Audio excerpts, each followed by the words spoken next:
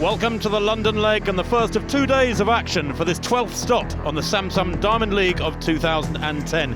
The keen sense of anticipation for those 2012 Olympic Games pervades all of the UK, but the city and its iconic sites in particular feel the buzz, with the Olympic Stadium only a long javelin throw away from the very centre of London. The Crystal Palace National Sports Centre here in South London is the setting for the 2 days of athletics.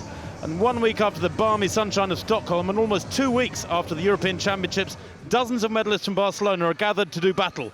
Although in the last 2 hours here, we have had torrential rain.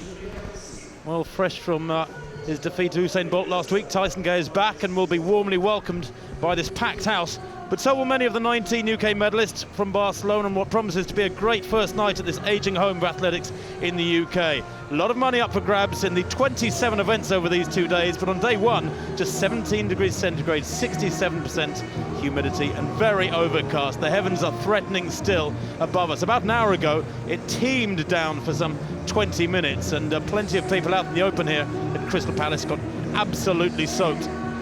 Well, myself, Tim Hutchings, and Stuart Story with you for 2 hours now of the very best action from this Crystal Palace Sports Centre, built in 1964. It was the first ever synthetic track here, built in Europe in 1968. The action already underway in the stadium, and Stuart, the athletes out on the track for the first event, the 400-metre hurdles, but on the field, it's been going for a little while. Yes, it has. The pole vault, as you can see, already going strongly. We've got a very, very good field indeed between Lavillenie and Steve Hooker. And, of course, Steve Lewis of Great Britain is there, Brad Walker, Lavillenie of France, the European champion, world bronze medalist last year. Unbeatable this season, 10 out of 10 wins outdoors.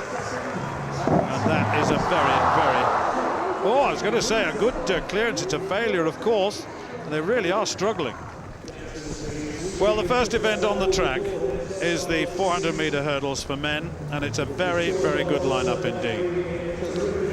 The world #1 versus the European champion. And there's the lineup. Gordon drawn in lane 1, Bansil in 2, Green in 3, Jackson in 4, Coulson in 5, Gaiman in 6, Sanchez in 7, and Williams of Great Britain in lane 8. Well, Jehu Gordon of Trinidad, 18 years old, 48-47 is best this season, so he's a youngster to look out for. Van Zyl, the South African, the Commonwealth champion, 3 times African champion, won the title just recently. Drawn in lane 2. The European champion, David Green of Great Britain, drawn in lane 3. 48.12, a magnificent performance in Barcelona.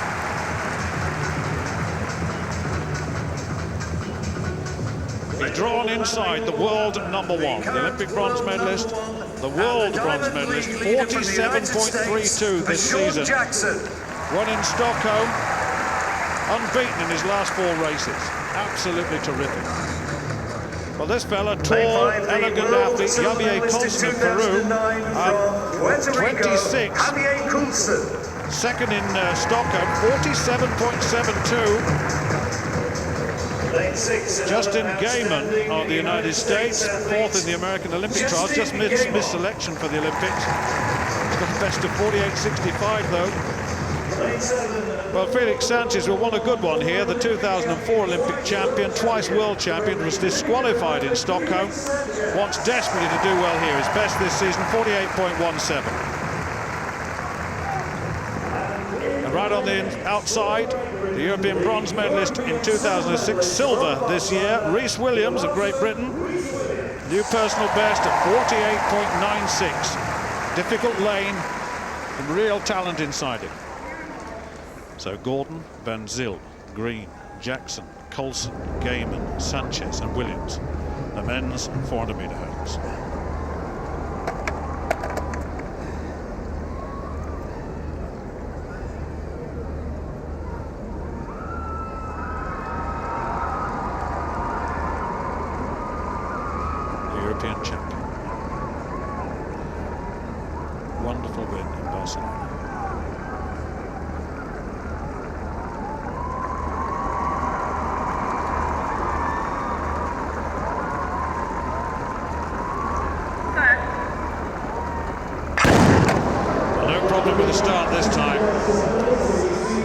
not in it at the moment, but Sean Jackson stuttering a little bit into that hurdle. Coulson going well, the tall figure on the outside. Also Felix Sanchez of the Dominican Republic. The big fella, Javier Coulson, has gone up very strongly indeed. Inside him, the very, very quick Sean Jackson, who has a terrific last 150 metres or so. Felix Sanchez going very strongly on the outside. They'll close him down as they come into the straight. Here comes the big man. Here comes Sean Jackson into the straight. Coulson leads. Jackson in second place. Green struggling a little bit against this talent at the moment. Here comes Sean Jackson. Sean Jackson versus Javier Coulson, and this is going to be tight. Jackson gets it, Coulson in second place, and in third place David Green. The winning time 48.13. And I told you, watch out for the big tall fella, but my goodness me, Sean Jackson wins another one. That's 11.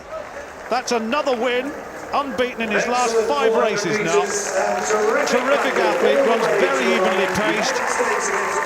Doesn't look to be going well to 200 metres, but between 2 and 3 closes down. And in the home straight, he's very, very strong. Very strong. Well, he's just about unbeatable, isn't he, Stuart Jackson? Coulson must be wondering that. What do I have to do to beat this guy? He knew Jackson would come at him in the last 150. Tried to build up the lead, tried to build up a bit of a cushion through the first 200 or 300. But again and again, this man, Sean Jackson, will come back to athletes ahead of him in the home straight. Look at him here, going into the second bend. He's probably 6 or 7 metres down. Coulson there in the yellow and blue with a headband. Just to the right of him, as you look at it, is Jackson. They're 1 lane inside. Jackson starts accelerating there on the crown of the bend. Into the straight, they cover that one together. Coulson doesn't take it very well, but Jackson very, very powerful for a small man. Works so hard. I thought Coulson had got it there 30 metres out, but Jackson battles his way to the line there, wins by a foot. And Coulson, yet again, is wondering what he must do. Well, just looking at this again, certainly Felix Sanchez was way up there at 300 metres, but faded badly in the home straight. And Justin Gaiman, I think the other American, came through very quickly to take 4th place, but no doubt about 3rd, David Green, the European champion. Difficult conditions.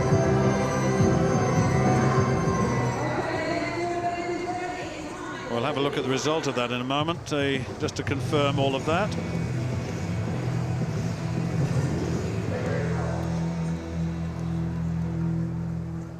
The crowd settling down. I'll tell you what, Stuart, if anything, those clouds are darkening a little bit more, rather ominously, above South London here. This stadium, of course, will host this Diamond League meeting again next year, but then it'll be to the Olympic Stadium, probably about 8 or 10 miles north. Well, there have been 1 or 2 field events earlier on this evening. The women's discus is first. In 3rd place, Nicoleta Grasso of Romania, the silver medalist in the European Championships, 4 times a world medalist, 61 metres and 78 in the final round, took her into the 3rd place.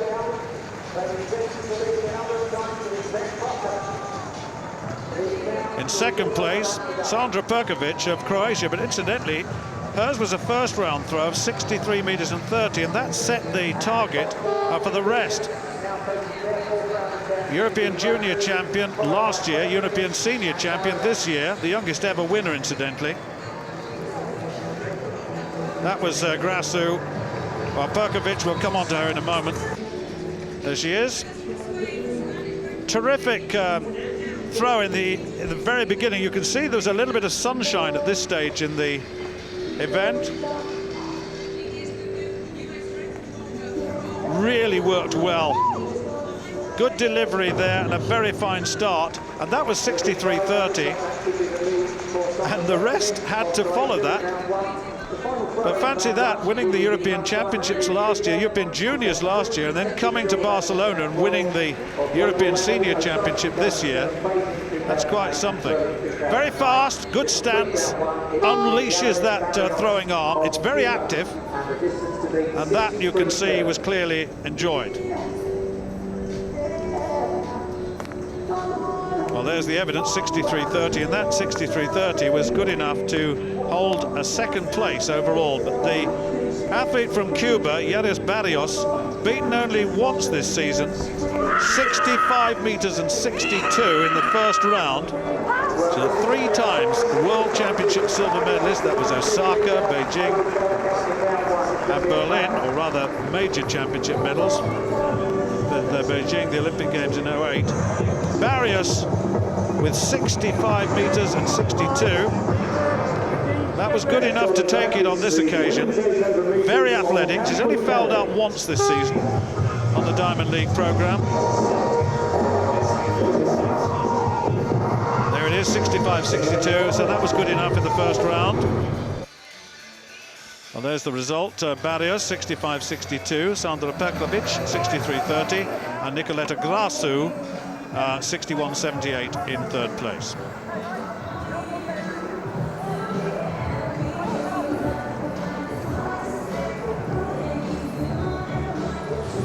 I'll bring you up to date with the result of that 400-meter hurdle soon.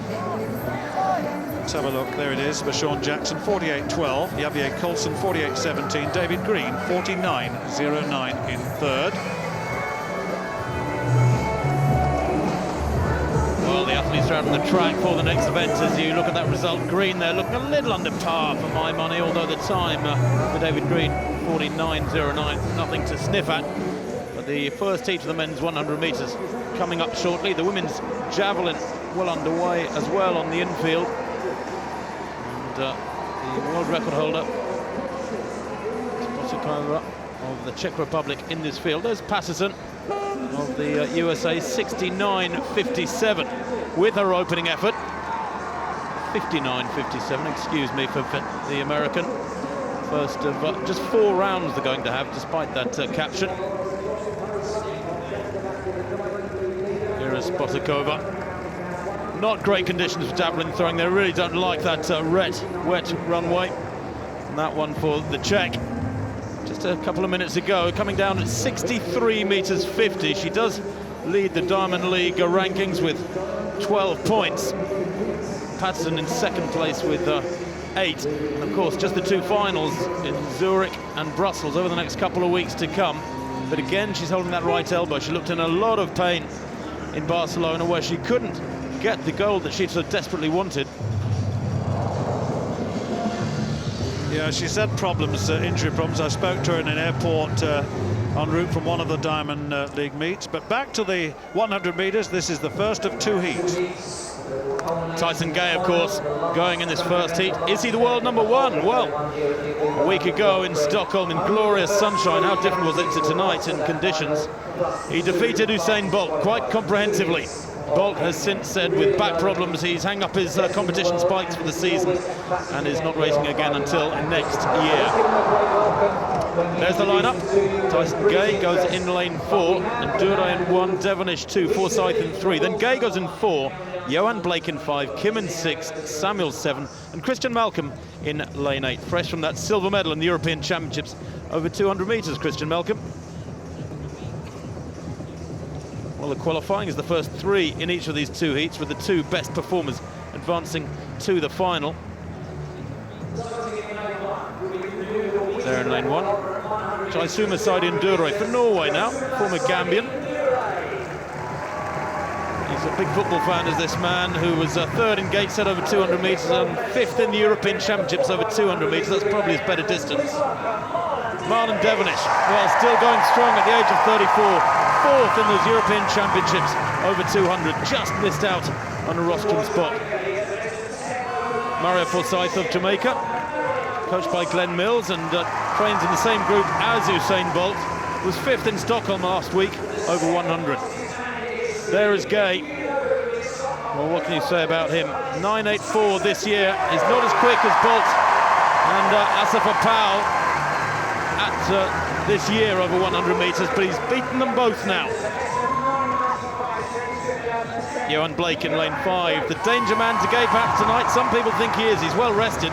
He hasn't raced for about 3 weeks since Monaco over 200 metres, and there he ran 19.78, the young Jamaican.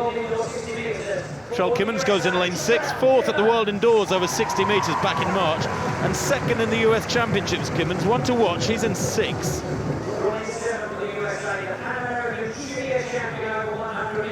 Jamie Samuels, another American there in lane 7. Comes here fresh from a third place in Lucerne, where he won a separate under-23 race and has run 10.03 this year. And Christian Malcolm completes the lineup. Not a great lane 8 for Christian there, but nonetheless a huge welcome for this 31-year-old, the UK champion this year, the European Championship silver medalist, as I said, a former world junior champion of both 100 and 200 metres. So the tickets in the last couple of weeks have been selling at roughly 1,000 tickets per day, we understand, for this meeting since those European Championships, and hardly a seat to be had here in Crystal Palace tonight. These men have to race again right at the end of our programme in about an hour and a half's time. Sidian Dure in 1, Devonish in 2, Forsyth in 3, Tyson Gay goes in lane 4, Johan Blake in 5, Trell Kimmins in 6, Samuels in 7, Christian Malcolm nearest the camera in lane 8.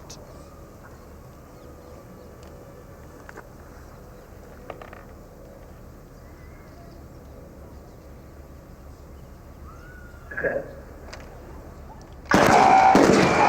I'll tell you what, that was Sidian Dure, I think, over in lane 1 to write a picture. Very, very clearly a full start from the Norwegian, and that could be him. Down and out, he's gone. We'll wait for it to become official, but look at this. Dear, oh dear, there is no cushion these days, no forgiving factor. One full start and you disqualify yourself, and there is only yourself to blame 99.9% of the time. I don't think there was much noise in the stadium just now, Stuart. No, not at all. The pole vault.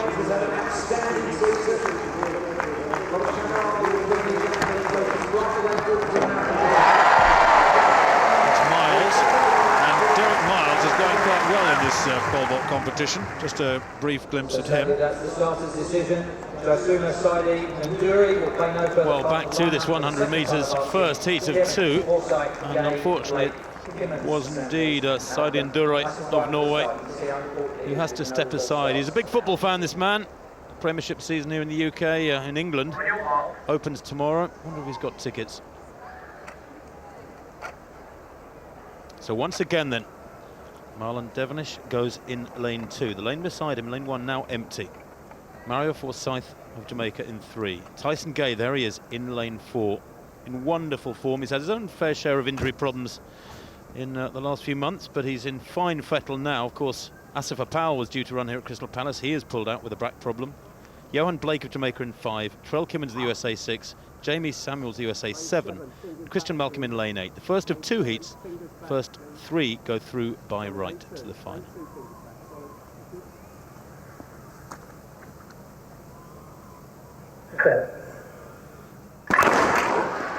Away cleanly this time. Gay, third to right there in the blue, sat back in the blocks a little bit, didn't get a very good start at all. It was a safe start from Gay. Here he comes though, alongside of his Blake. It's Gay, Blake, and on the near side, I think that was Jamie Samuels who took third spot. 10.02 into a slight headwind, and it's a cool, damp evening here at Crystal Palace. That was pretty useful, especially as it was what I would call, by his standards, a fairly lazy start. He really didn't get away at all well. I don't think he particularly wanted to. He just wanted to make sure he got away legally and got to the line in the first 3, and as it happens, he won at a canter. 10.02 there for Tyson Gay.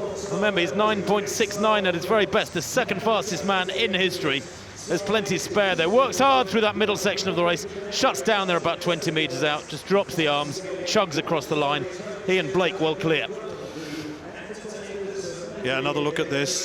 Tyson Gay didn't get away well at all. And certainly Kimmins got a good start. And so did Blake. Blake actually is quite a good athlete. He's only 20, remember, the youngster. The yellow top next to Gay. 9.95 this season. That's a personal best. And I think we'll see a lot more from him. Very impressive young man. Another look from the top. It was Trell Kimmins that got the start there. Blake was left a little bit, but then they overtook him. Gay really had to work hard up to about halfway, and then at 60 metres started to coast a little bit.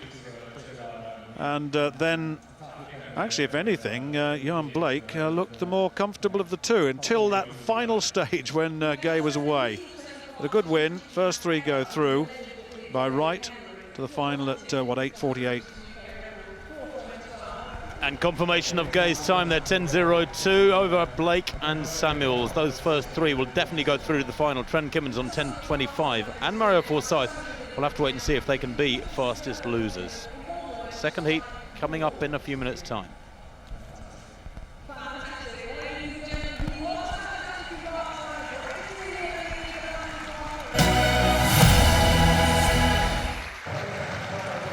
Well, the women's long jump finished some time ago. Elias Fountain of the United States. Those who support the heptathlon will recognize the Olympic silver medalist here in that event. Didn't go to the World Championships, was fourth in the, failed to finish in the American Championships, and it really is sudden death there.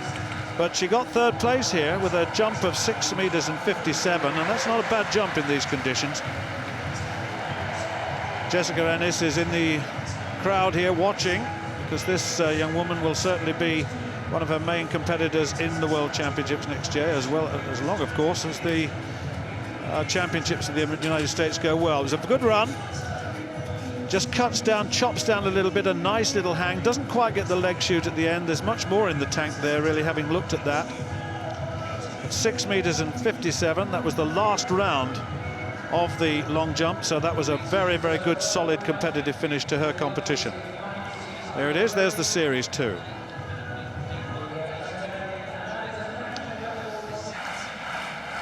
Lyudmila Kolchanova of Russia.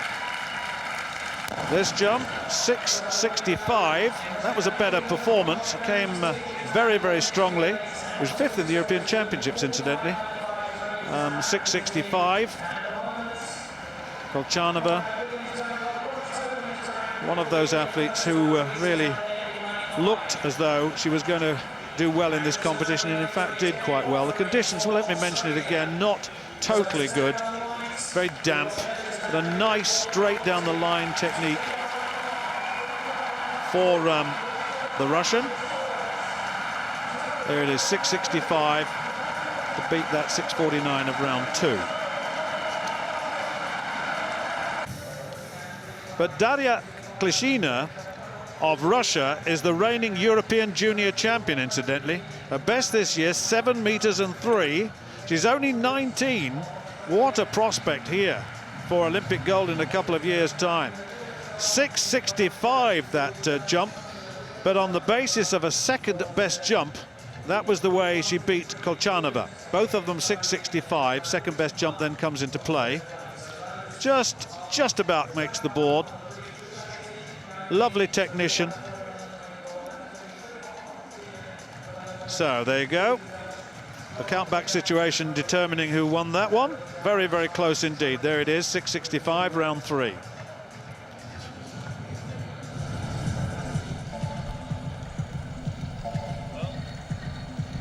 Confirmation of the win there for Klishina, 6.65 from Kolchanova, exactly the same distance as her best, but on count back, the younger Russian taking it. Elias Fountain in third place, 6.57. Well, now we're coming to the second heat of the 100 meters. There's the long jump standings, incidentally, in the Diamond League, before we come back to that 100. Yes, Brittany Reese leading with 10 points from Klishina, who earns 4 points tonight to total 9. Naidi Gomes in third with 7. And though the lower ranking athletes.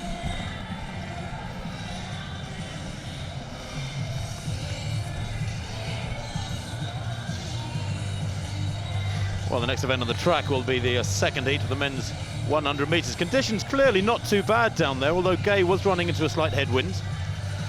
Well, there it is. Spearman, Paget, Lewis Francis, Dix, Thompson, Martina, Rogers and Gilling. It's a very, very strong lineup indeed, particularly when you look to lane 4, and Walter Dix will come through to him as we go lane by lane, if we do go lane by lane. Certainly Walter Dix, who beat Tyson Gay in the Eugene 200 meters, a terrific run it was indeed. But he's a 9.88 man this season. He got a bronze medal in the Olympic Games in 100 and the 200 meters. But Wallace Spearman on the right of your shot now, and centre shot, world silver medalist at 200 meters, bronze at 2007 and 2009. He's very much a 200 meter specialist, but he's got a best of 10.15.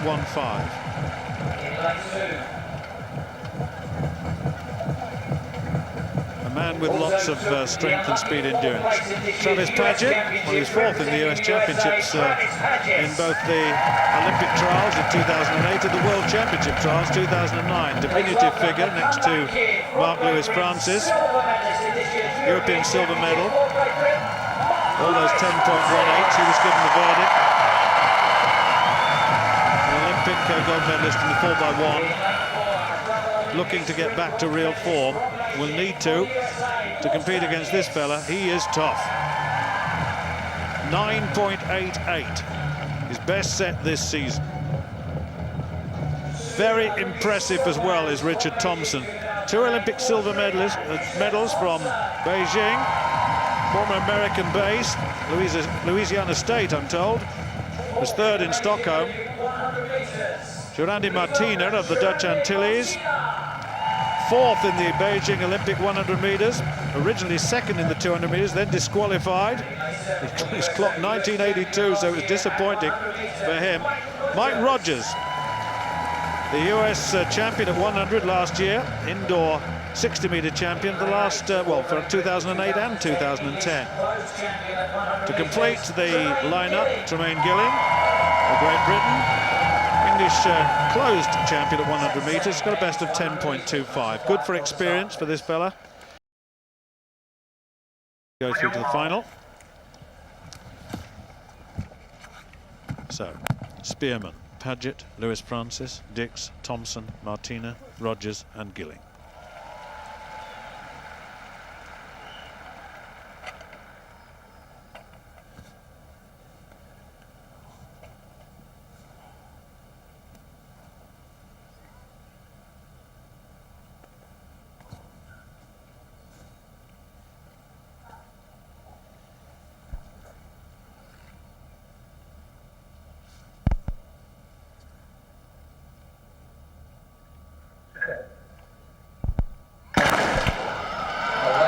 Dix got away well, so did Thompson outside him. Thompson and Dix, these two going very strongly indeed, so is Rogers on the near side.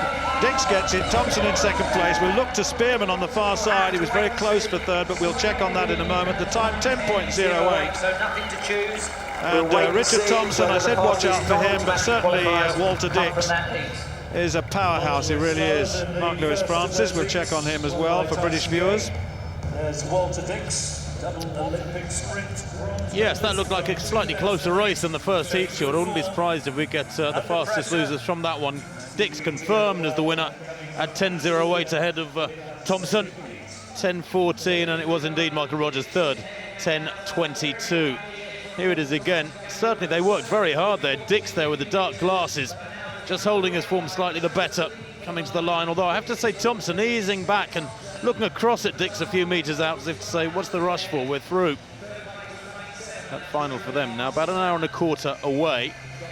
And of course Rogers will be through by right as well. I can confirm that Wallace Spearman with 10.25 will also go through, as will Trell Kimmins. So the fourth placer from each of the two races will go through as fastest losers. Trell Kimmins from the first heat and Wallace Spearman from that second heat.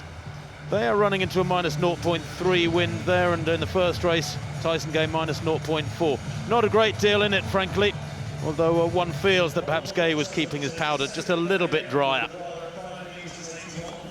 Yeah, another look at this.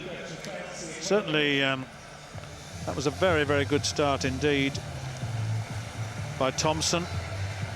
And in the end, Dix, a big, powerful man. He really is a powerhouse. Came through that very, very strongly indeed.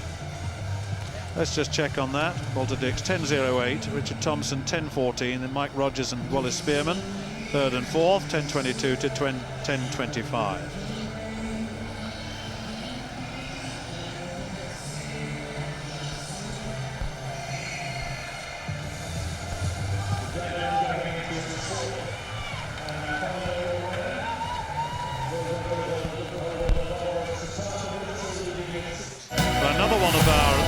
Field events, the women's shot.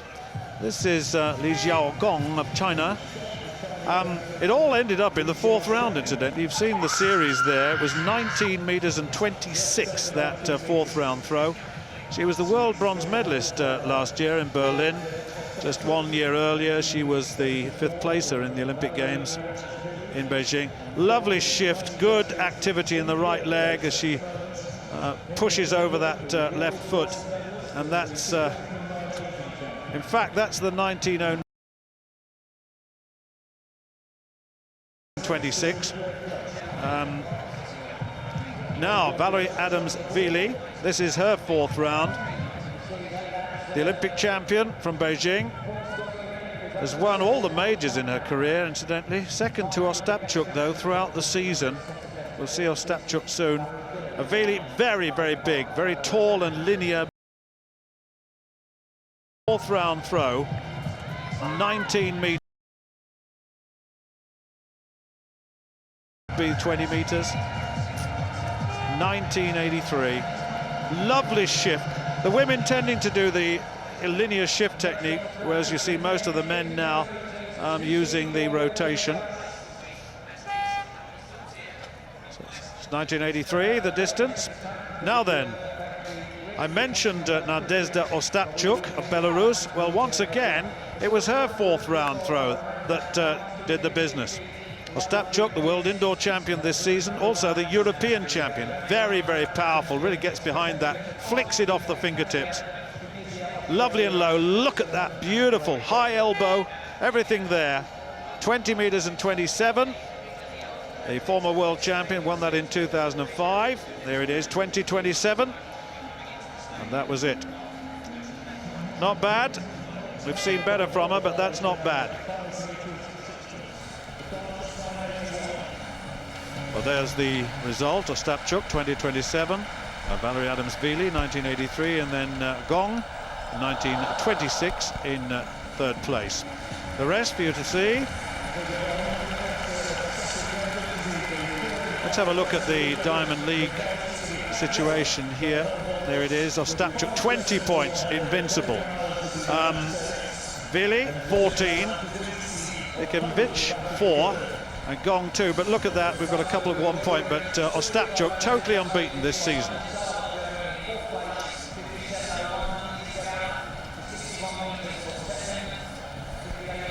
Well, the sky remains threatening with the athletes getting ready for the next track event, the steeplechase for men. Back to the javelin, and Kara Patterson in round 2 now. Patterson opened with 59.57. This one from the American, slightly better, just beyond the 60-meter line, as you can see, around 61 meters. And that's in these potentially slippery conditions on the far end where they're throwing. Not too bad at all. Spotakova leads with that 63.50 opening effort. And she passing her 2nd round effort, and indeed the computers here indicating passing her 3rd round effort as well. But 61.77 for Kara Patterson puts her comfortably in 2nd place.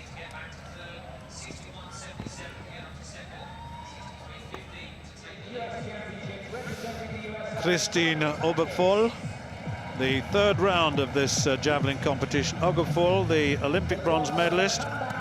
Germany's only athletics medal in Beijing, incidentally. Had a dreadful Olympics. Twice world silver medalist. She got a best this season of 66.74, incidentally. Lovely fast approach, stomps that left foot down. A little bit of rotation, doesn't quite keep that lead foot down long enough to work against it. Just a little bit premature on the hit. But that, once again, with Obergvoll, 58.45, and she can do better than that, and I think the look on her face tells you.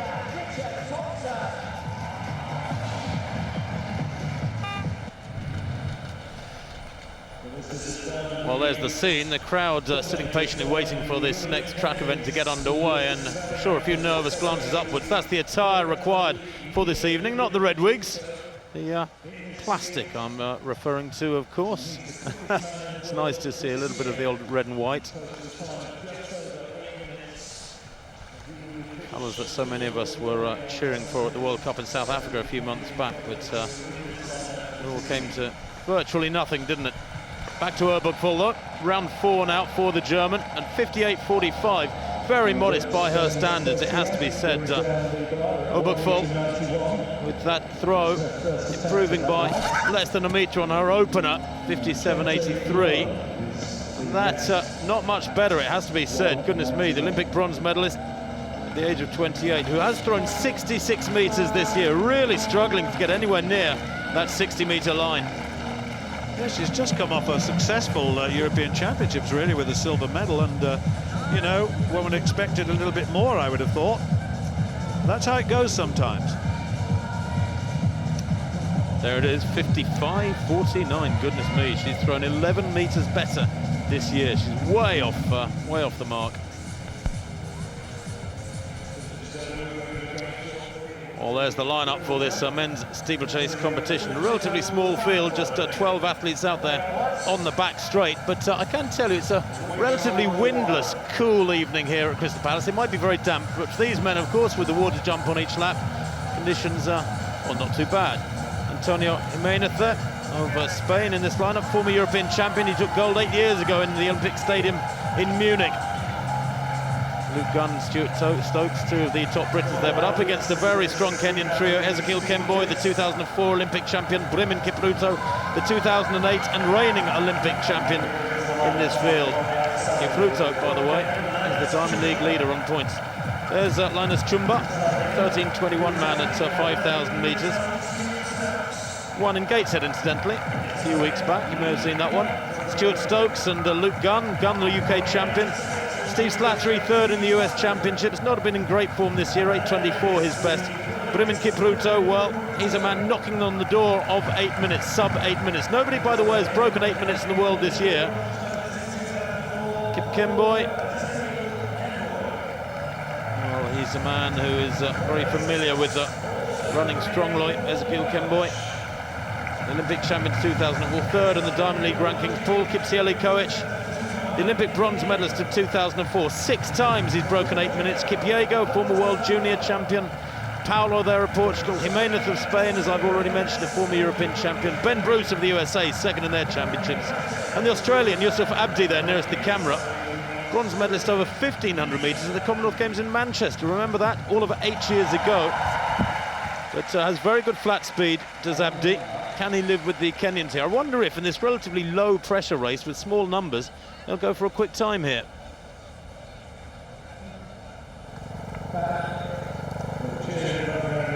Fastest time in the world this year is by Brimin Kipruto. He is the Diamond League leader, just outside 8 minutes. With that world record down at 7:53 by Said Shaheen, going back to 2004. Surely we'll see a sub-8 minute clocking before the end of this 2010 season. Perhaps they'll do it at the Commonwealth Games in a few weeks' time. They're in October.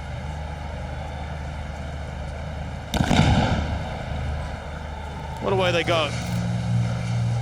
We'll see how this race unfolds from early on.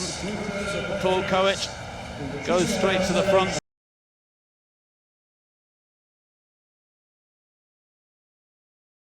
And the pack.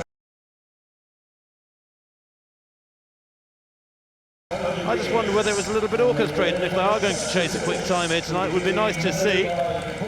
It should, for all intents and purposes, be an exhibition run between the Kenyans battling each other, and then the rest of the world battling themselves, of course. Well, forget that, it's not 38.24 at 1,000 metres. We're looking for 1,000 metre segments here of around 240, 241. That would bring them home in about 8 minutes. Koech here doesn't look particularly in a hurry to me, and I'm not sure this is quick. We'll see as they go through the 400 metre point. It certainly set off very strongly, but it's about 65 seconds there at the first lap. So we're looking at about 8:05, 8:07 pace. Koech it is who leads. Kipyego there in the blue in second place. Chumba on the outside in about 4th or 5th place. Was only 7th in the Kenyan Championships recently. Though, as I said, he did win at Gateshead, was 5th in Stockholm last week. For a lot of these Kenyans, it's really about just getting onto the circuit, getting the flight paid for from back home and being given the opportunity to race. Although, of course, the likes of Kemboi and Kipruto, both Olympic champions, have plenty of experience in these situations.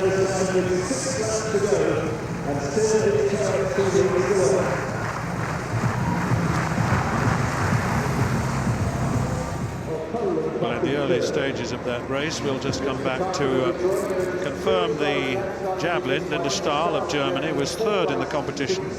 Surprise new European champion, incidentally. Won the under-23 title back in 2007, was sixth in the world final last year, just to give you one or two statistics. In third place here with 59 meters and 60. The event didn't really take off. And this athlete has got a best of 66.81. And a very good European Championships. Hits that quite well, but the javelin not flying today. Have a little look at it. Long arm, hits it long and hard, but sub 60. So there is the series. 2 no throws at 59.60 for Linda Stahl in third place. And second place was Cara Patterson, the new United States record holder, incidentally. 66.67 her best throw this season, but this throw a 63.41. That was a fourth round throw. Her first throw, a second throw, incidentally, over 60 meters. The second round was 61.77. Just to give you an update on the series, we'll get a look at that in a moment. That was a little better, at 63 meters and 41. The American record, 66.67. So well below that at the moment, but not too bad. On the occasion, there it is, there's the series. Second place. So leaves only the winner, Spatakova of the Czech Republic, the world record holder. Passed the last round. She won with her first round throw of 63 meters and 50, and let's just confirm all of that. Spatakova 63.50, Cara Patterson 63.41, and Linda Stahl 59.60. Well, that completes Olga Fall. Fourth competition for her at 58.45 in fourth place. Well, back to this steeplechase, although we can see that Spatakova there does indeed lead the diamond race standings with 16 points over Patterson's 10, with the Villion of South Africa on 7.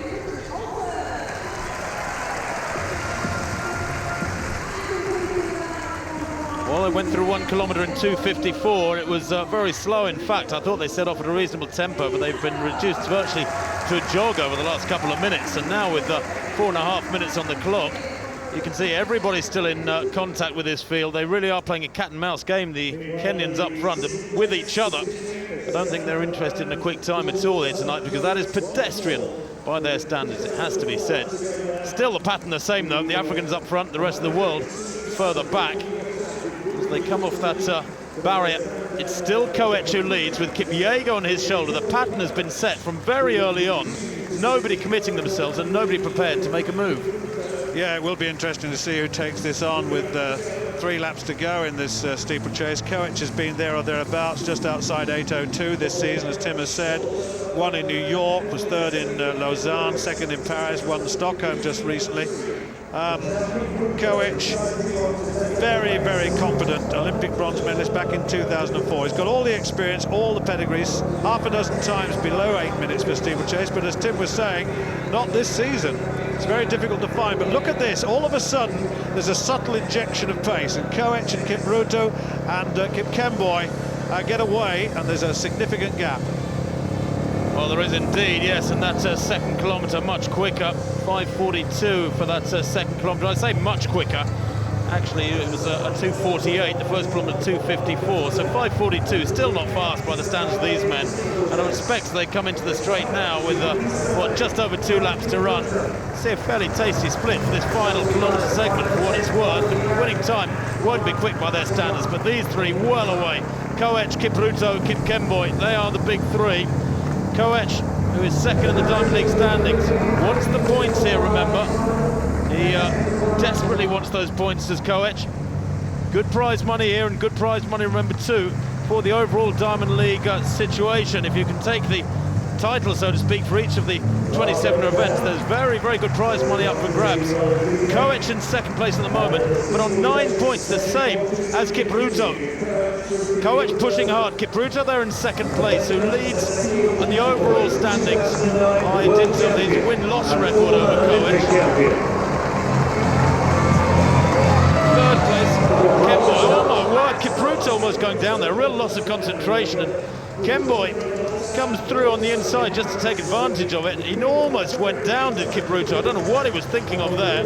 These guys are used to wet tracks, remember, for obvious reasons. Just over a lap to run then.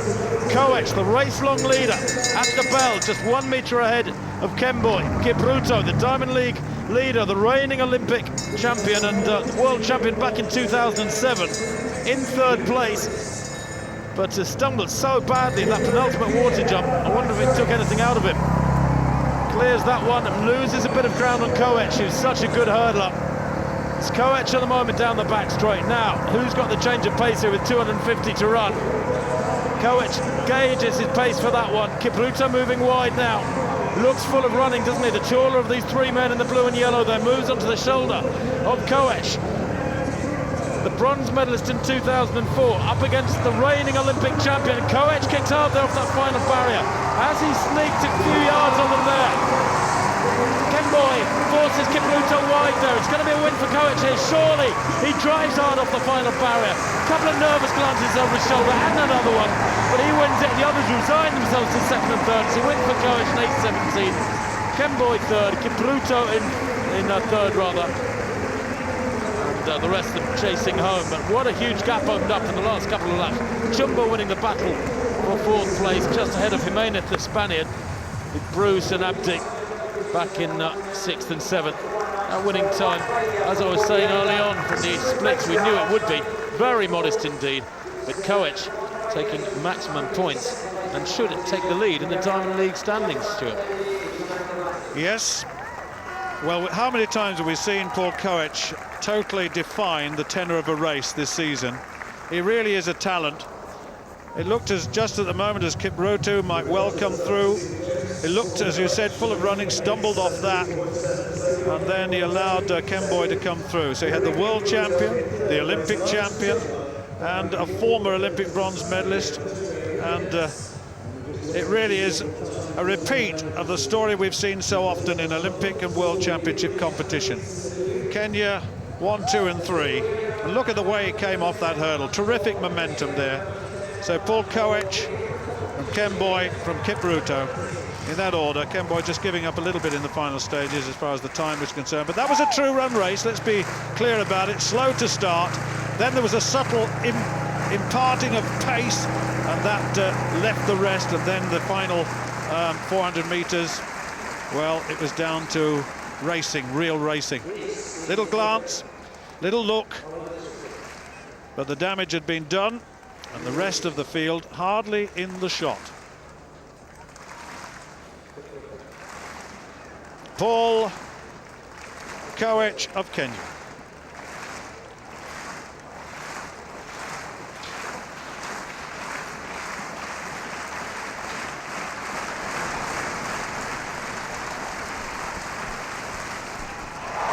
Well, we go to the high jump now, the women's high jump, which is in full flow. Ruth Petia of Spain, one failure already for the Spaniard at 1.91 meters. She was equal 6th in those European Championships in Barcelona. That's a nice steady clearance. The second time of asking, it has to be said. Her first failure coming at this height. She had a clean card up to this. Blanka Vlasic, incidentally, going over first time at this height, the European champion, as of a couple of weeks ago. Irina Gordieva of Russia.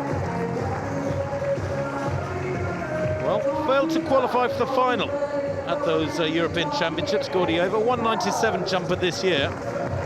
Here she goes, third attempt at 1.91, just slides over that one.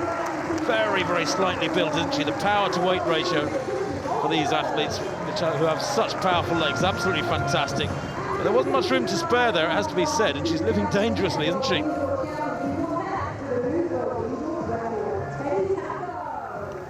Taking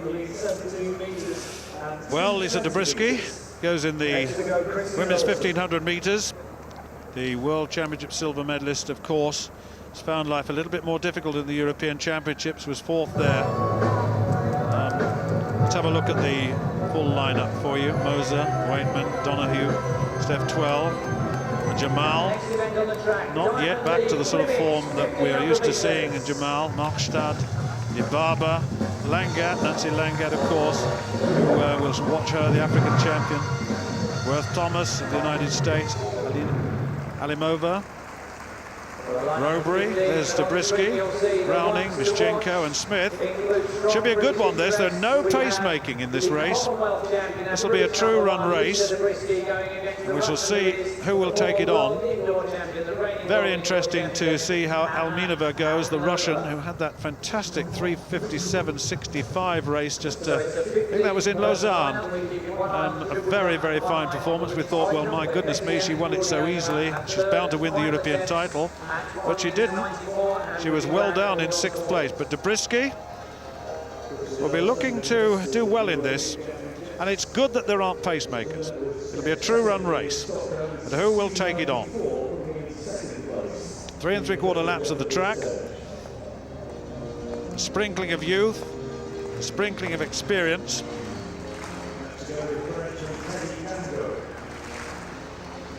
Just waiting for the starter to call them forward now. Big, big crowd here at the Crystal Palace. Absolute capacity, sell out.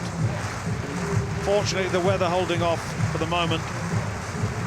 The heavy downpours we've had have gone away for the moment. Nervous moments of the athletes being held.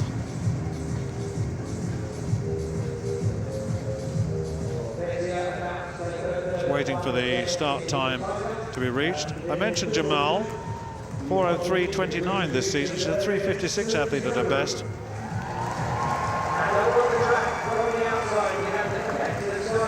That's Stacey Smith of Great Britain, and Mischenko, Browning. Lisa Zabriskie has no introduction at all.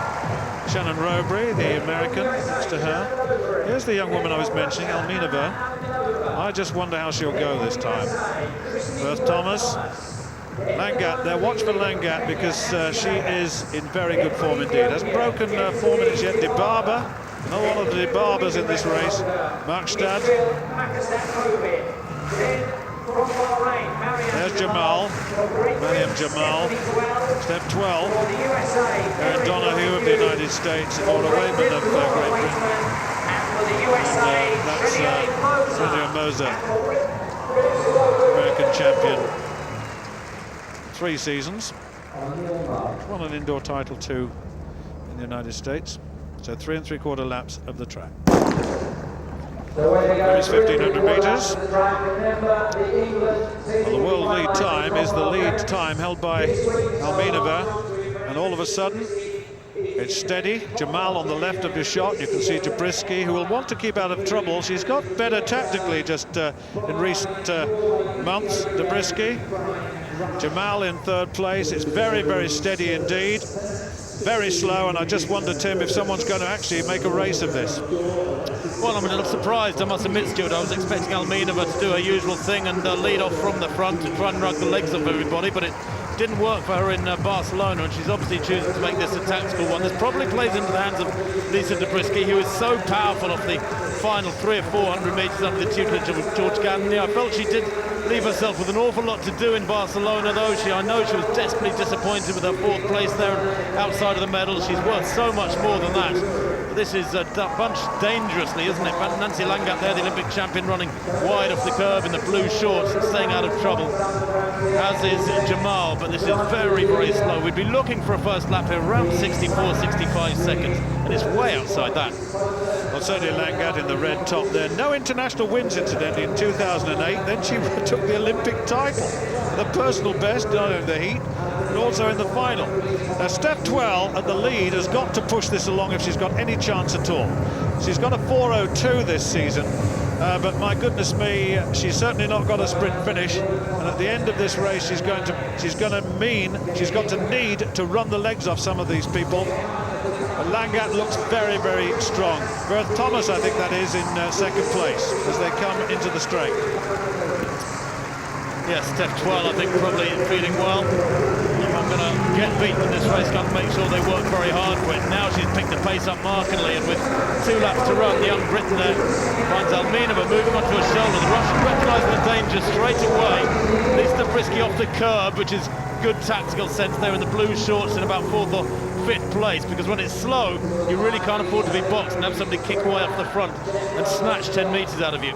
Well, 12 setting a good pace at the moment. Alminova in second place, Langat in third place in the race. Then Berth Thomas is there as well. And really, the race is still to open out. And as you said, Zabriskie's in a good position on the outside, not trapped at all. He's got plenty of room. Langat looks very, very strong indeed. All of a sudden, it's winding up. You can see that. Zabriskie in 4th place now, 12 leads. In second place is Alminova, then Langat, Berth Thomas, Zabriskie. Well, 500 metres to run, and Steph Twell certainly giving a good account of herself here. If you're going to get beaten, you might as well make sure you really do give something that you can be proud of. But Alminova and Langat, the big names are there. Zabriskie too look ominous. They go through the bell in around 3:06. Yeah, and it's Rowbury, the leading American, certainly in this race, in 3rd place. But this is Alminova, Langat. Zabriskie's got a lot of work to do as they come with about 300 metres to go. And it's going to be a very, very quick finish indeed, as we expected. And 12 left for pace once again. Rowbury in 3rd place. Zabriskie's got a little bit to do now. She's in 4th place, and there's a lot of work to do to catch up with just over 200 to go. Langat, the Olympic champion, now takes it on. Donahue, the American, coming wide to make her attack. Alminova, Donahue is there, Rowbury is there. Donahue, the taller of the 2 Americans, but here comes Langat. Alminova in 2nd place. Look at this, the Olympic champion is absolutely flying. Zabriskie coming through into 3rd place. Alminova is in 2nd, but Langat's going to win this. Alminova in 2nd, Zabriskie in 3rd, and then a tussle between the 2 Americans, with Donahue coming out the better at the end from Rowbury, and that was a very good run in the end, totally controlled in the end by Langat, the Olympic champion. She still hasn't broken form, and it's 4:07. Well, it was slow early on. It was bound to be down to the sprint finishes, Tim, and so it was, and that was a better run from Alminova. Disappointing Europeans from her, but that was better. But Langat once again dominant. Yes, and her change of pace there was very impressive indeed. The last 300 was only around 45 seconds, so nothing particularly special, frankly, for athletes of this caliber. But she won going away, and to defeat a field of that caliber in a race as slow as this really does indicate, with a 10-metre margin, that you're operating at a different level altogether. Very, very impressive indeed. I'd love to see her break 4 minutes. She must be keen to do so, but if she keeps racking up wins like this, well, it will come, and I guess it's of secondary importance, frankly. Alminova, when you think about it, fastest woman in the world there in 2nd place, being left trailing by what? 5, 6, 7 metres come the line. Lisa Zabriskie coming through, found a bit of daylight on the inside to get 3rd spot. But Langat had the beating of that field very, very comfortably indeed. Now, Blanka Vlasic in this high jump. And Vlasic, first time was at 185, 191. This is Vlasic at 194, just getting ready. First attempt for Vlasic at this height. Only 2 other athletes cleared 191. They were Beitir at the 2nd attempt and Gordieva at the 3rd attempt. So here she goes, the European champion, the undisputed world #1, it has to be said, despite the great performance of Chanté Lowe at various points this summer. Vlasic is by far the most consistent high jumper in the world at the moment. Yeah, lovely. And makes it look easy, doesn't she? She's a massive figure. 194 first time, maintains her clean card, and nobody else yet clear at this height. And only Beitir and Gordieva left in. Still a little cool, the tracksuit bottoms on, but this is a woman who's attempted the world record on 30 occasions in her career. 194 clearance. There's 3 first-time clearances, passed at 188, as you see. Well, the triple jump, Capello, the first round of the triple jump. 17-meter plus jumper at his best. Well, that's nice, and that's over 17, as you can see. Well, very interesting to see how this goes.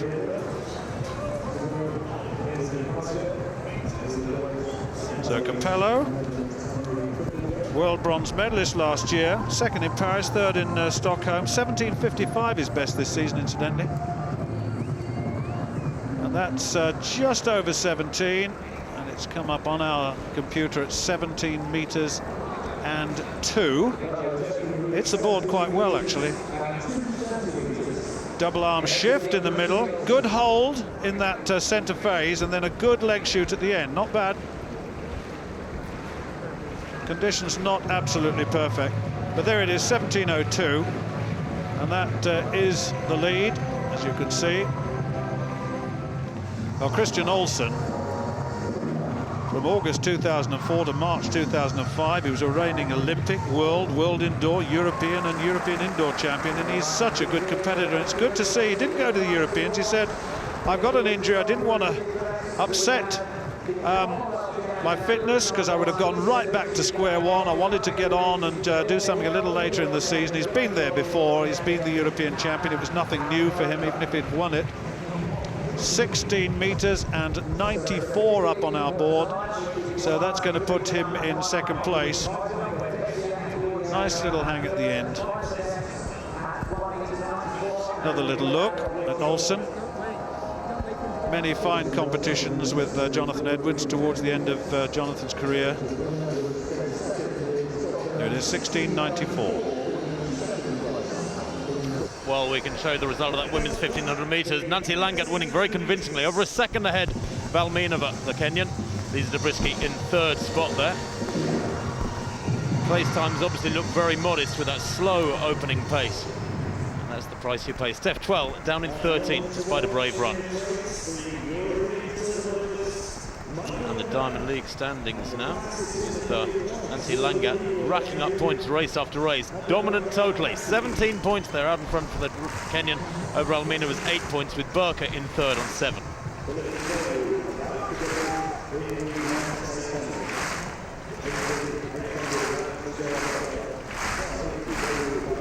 Well, Paul Kipsieli-Koech winning late, 17.7 in that equally slow men's steeplechase from Kemboi and Kipruto. 1, 2, 3 for the Kenyans in that one, as expected. And there's the standings. Koech now does lead with 13 points. Kipruto's 10. Kemboi in 7 on third.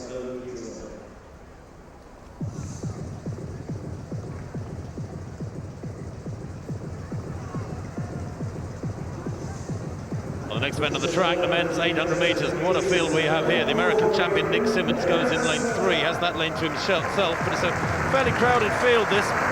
Some 12 starters in there, including Andrew Wheating of the USA, the new American middle distance find this year. Massive lad at 6'5". He's run tremendously well all summer. Mike Rimmer, of course, the European Championship silver medalist for Great Britain, was so disappointed with that run 2 weeks ago in Barcelona. He was beaten by the better man on the day, the Pole Lewandowski. There's Jaeger and Wheating.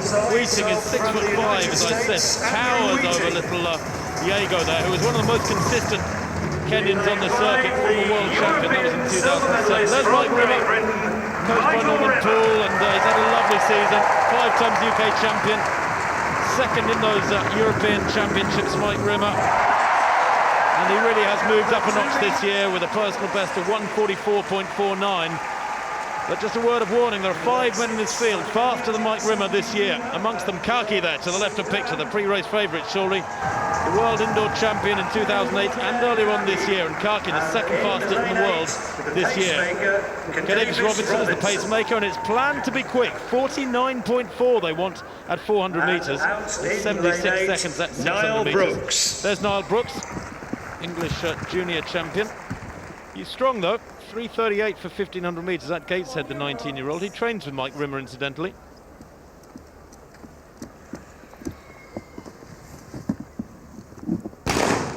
Well, the fastest time in the world this year as they get underway is David Rudisha's 1:41. That was from Oyston back in the 10th of July, almost exactly a month ago. I don't think we'll see that quick a race here tonight, but if Kaki goes with this pace, and that's him centre top of picture, then he could produce something down here in 1:43, 1:42 territory. Glorious conditions at Crystal Palace, frankly, now. Although it's a damp, cool evening, there's absolutely no wind at all. And certainly Robinson, who was almost the personal pacemaker for Kaki in race after race, who sits in second place. Robinson out in front has gone off very, very quickly indeed here. Mike Rimmer in that T-shirt that he always likes to wear under his vest, Stuart, in fourth place at the moment. But this is quick. Wheating, the tall figure there in green with his compatriots right behind him. Nick Simmons there, the short of the two men in green. And this is very fast. 49.2 at 400 metres. Great pacemaking. Yeah, Kaki was just a little bit off that, but that's fine. That's what he planned to do. He's a front runner at his best. I remember seeing him in the World Indoor Championships a couple of seasons ago. He ran that from the front. Kiplagat, the tall figure behind him, and then the taller figure of Andrew Wheating of the United States. He's coming very strongly indeed. And also Nick Simmons of the United States down the back straight. But this is going to be Kaki versus the rest, and he's not going to have it all his own way, I don't think. Well, 200 metres to go, and 1:16 was the target, but Kaki looks like he's working to me. Wheating has moved up onto his shoulder. Kiplagat there in second place in the orange. Simmons is queuing up. They're all queuing up. Rimmer there on the inside. Has he got the legs? He hasn't got daylight, that's for sure. But Kaki has been saving a bit. I thought he had. The head rocking from side to side. Kicks away and stays 1.5 metres clear of Wheating. The American coming through in second place, Simmons in third. It's going to be quick. Watch the clock. 1:44.39. Wheating second behind Kaki. Simmons third. And the rest that come through there, surely under 1:45. Good packing down the home straight there. But Kaki, well, he looked to me like he was really struggling down the back straight there. Either he was feigning it or else he really was. Certainly he's way, way outside the sort of time he wanted to run there. He thumps the track, I think in frustration, rather than with satisfaction at that win. Mike Rimmer just didn't have the legs here tonight, despite having the home crowd support, maybe a little bit of fatigue with taking that race on in Stockholm last week, Stuart. Yes, indeed, and if you go back to Oslo, his 1:42.23 was the fastest ever time not to win a race. Kaki was behind Rudisha, the Kenyan, who very narrowly missed the world record just a couple of weeks or 3 weeks ago. But here he is struggling, you're quite right, he's rocking and rolling from side to side, and he was hurting, I can tell you. And it's a very good run by Andy Wheating of the United States, and also Nick Simmons, the two Americans going very strongly indeed here. And Kaki was delighted that the line arrived, I can tell you. He was hurting. Well, that was a personal best run from Wheating. Kaki there, very run-of-the-mill time for him. He's run almost 2 seconds quicker than that 1:44.38. But Wheating in second, Simmons in third. As Stuart said, the Americans going really well at the moment. Their middle and long-distance scene going through a rejuvenation.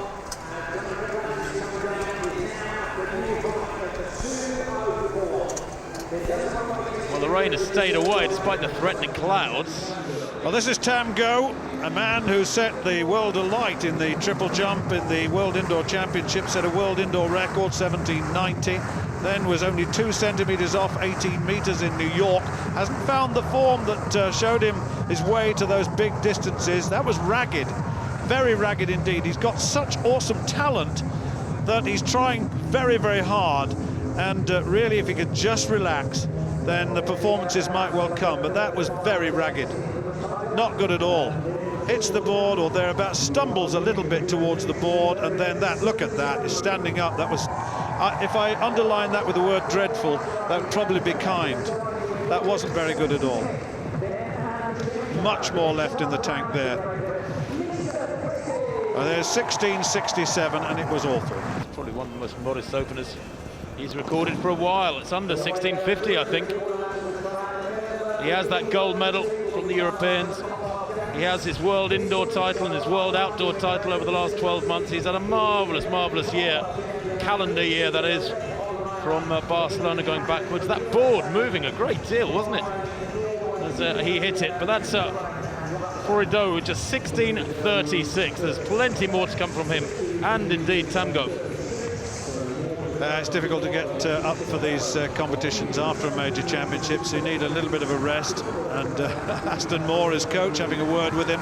Aston himself, a former British triple jump champion. And his son also a very fine athlete in the jumps as well.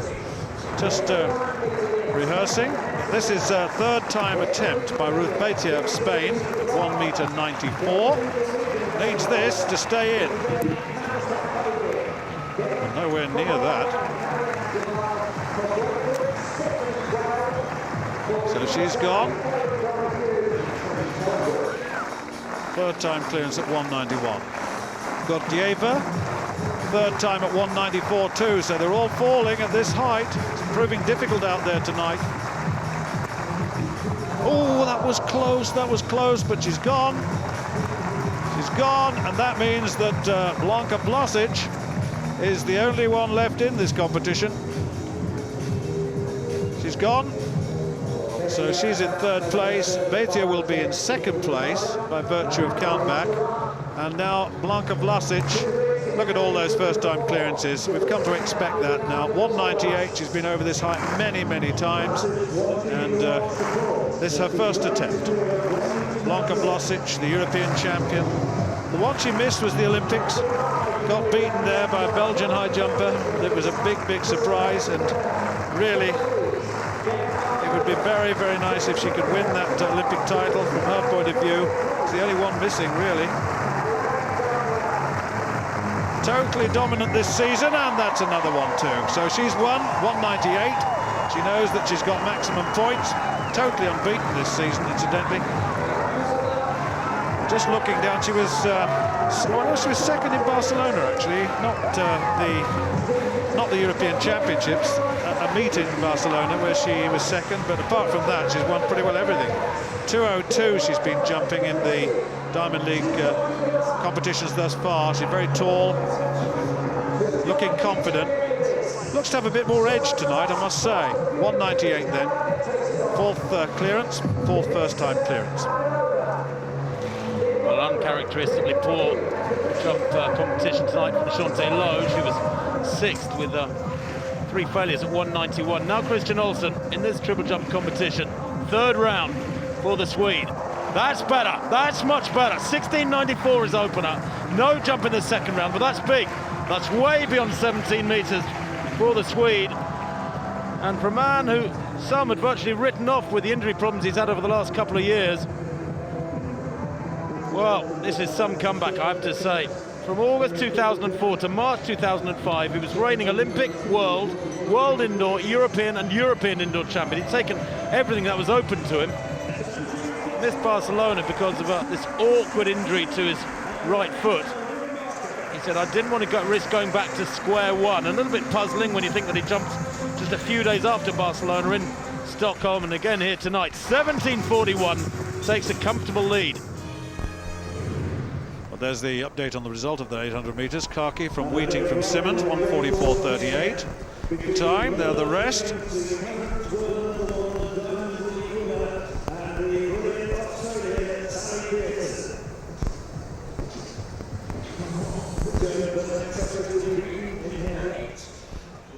Just having a look at the heats of the 100-meter hurdles which took place earlier on. And this was Sally Pearson of Australia, winning that quite comfortably from Queen Harrison of the United States, and Perdita Felicienne in third place.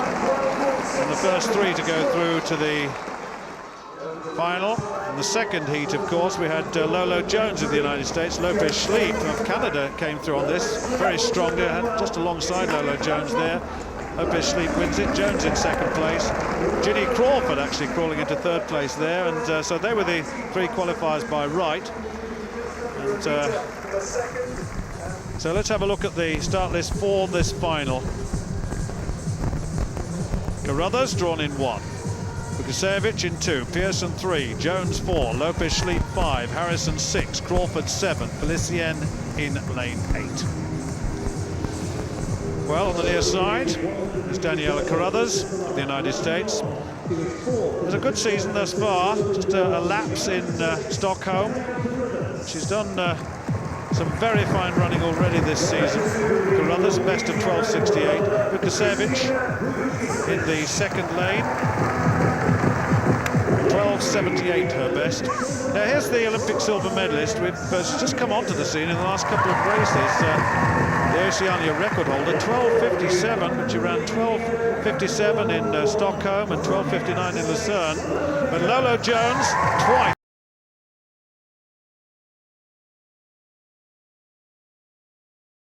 The Olympic title, but stumbled off the last hurdle, or the last but one. Priscilla Lopez-Schleep of Canada, Olympic bronze medalist, world silver medalist last year. Very sturdy, was second in Stockholm. Queen Harrison of the United States, her best 12.61.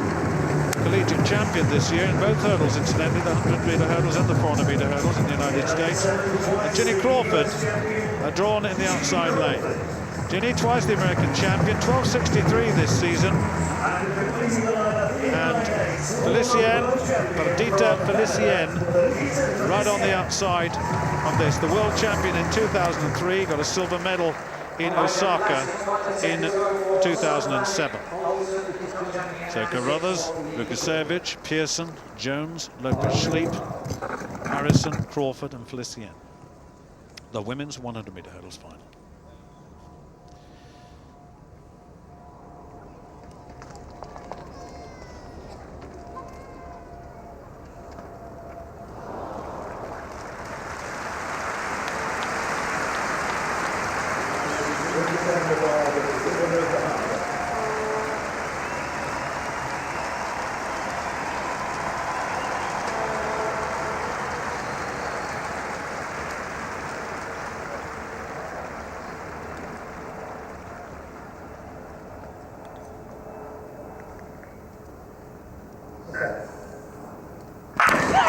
Well, Pearson got a very good start again, very good start. She's leading this race considerably. Lopez-Schleep in second place, and Lola Jones coming through, but Pearson going well. Lopez-Schleep coming through very strongly in the end, and Lopez-Schleep gets it from Pearson in second, Jones in third. It was quick too, 12.52. What about that? That was a sensational run by Lopez-Schleep, Priscilla Lopez-Schleep of Canada. A brilliant, brilliant run indeed. And that was a surprise because Sally Pearson run away brilliantly there, world-leading time. What a race that was. Terrific run. She looked good in the heat, certainly, but Pearson looked better, but not in the final. Wow, 12.52. Meeting record to boot. Well, I can't believe that they actually caught Sally Pearson. Lopez-Schleep must have come through like a train in the second half. She got a wonderful start to the Australian. Spoke to Sally earlier on this afternoon in the hotel. She was very bubbly and happy with her recent form. She's been running superbly, very consistently. Third from right there. Look at the start she got. She tore away from Vukicevic, second to right. She's got a good lead here. But they do work hard to come back at her from here on. Lola Jones never lets up on the pressure. And Lopez-Schleep just begins to claw her back around that barrier, and then that penultimate barrier. There she goes, wins it actually, going away. Pearson, I think, maybe shocked herself at how far ahead she was after a couple of flights. Look at it from the side. She's got a good lead here. Lola Jones hurdling very well between these two. The times are quick behind Lopez-Schleep's sprint, but gosh, did the Canadian get on top of the barrier as well there. Very, very quick snap with that lead leg. Drags the lead leg, the trail leg through very fast too. And she's quick between the barriers, we know that. 12.52, as you said, Stuart, fastest time in the world this year, and a meeting record. Confirmation of the win for the Canadian. Sally Pearson in second place, 12.61. Lola Jones, 12.66 in third. Times are quick. And they've got the three results. And the points, Lola Jones 14. Look at that, Lopez-Schleep now 14, so it's getting tough.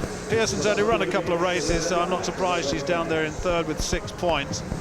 But what a good run by Lopez-Schleep. That, for me, was the performance of the night thus far. On the high jump now, Blanka Vlasic. A one-time failure at 2:01. It's a second attempt. It's just a first failure of the night, really. And going very, very well indeed. Let's see how she can do in this second attempt then. 2 meters and 1. Oh yes! Oh yes! Well, that's absolutely superb. Much enjoyed by the crowd. That's another win. I mean, she's already won the event at 198, but thoroughly enjoying this. Very tall. Not a particularly quick approach, it's very rangy, but look at that inside knee. It drives high, drives the bend into the back, gets the heels out of the way quickly. Real attack of the bar. Wonderful stuff. There's more left, I think. Oh, 2:04, she says. Signalling to 2:04. And that would certainly be her best for the season. Her best this season, 2:03.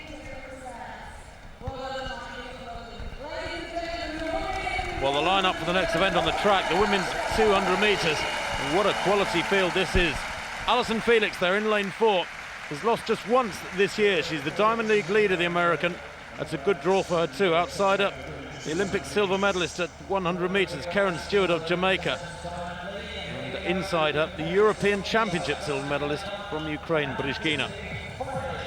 Here's Abia Yapitan of Great Britain. She was 7th in the Olympic Games in 2004 over this distance, 200, but has had a dreadful time with a lot of injuries in the years since. Now 30 years old, and she keeps plugging away, but the injuries persist. Sharon Simpson, Olympic silver medalist, shared that Olympic silver medal with Karen Stewart, a Jamaican teammate. She goes in 2. Brishkina, the European Championship silver medalist, took a gold in the sprint relay as well for Russia. She goes in lane 3. Both her parents are Olympic champions from the bygone eras. There is Allyson Felix. Lost only once this year. That was to Veronica Campbell-Brown in New York, over 200 metres. Since then, it's been win, win, win. She's won 8 out of 9 finals this year, most recently in Stockholm.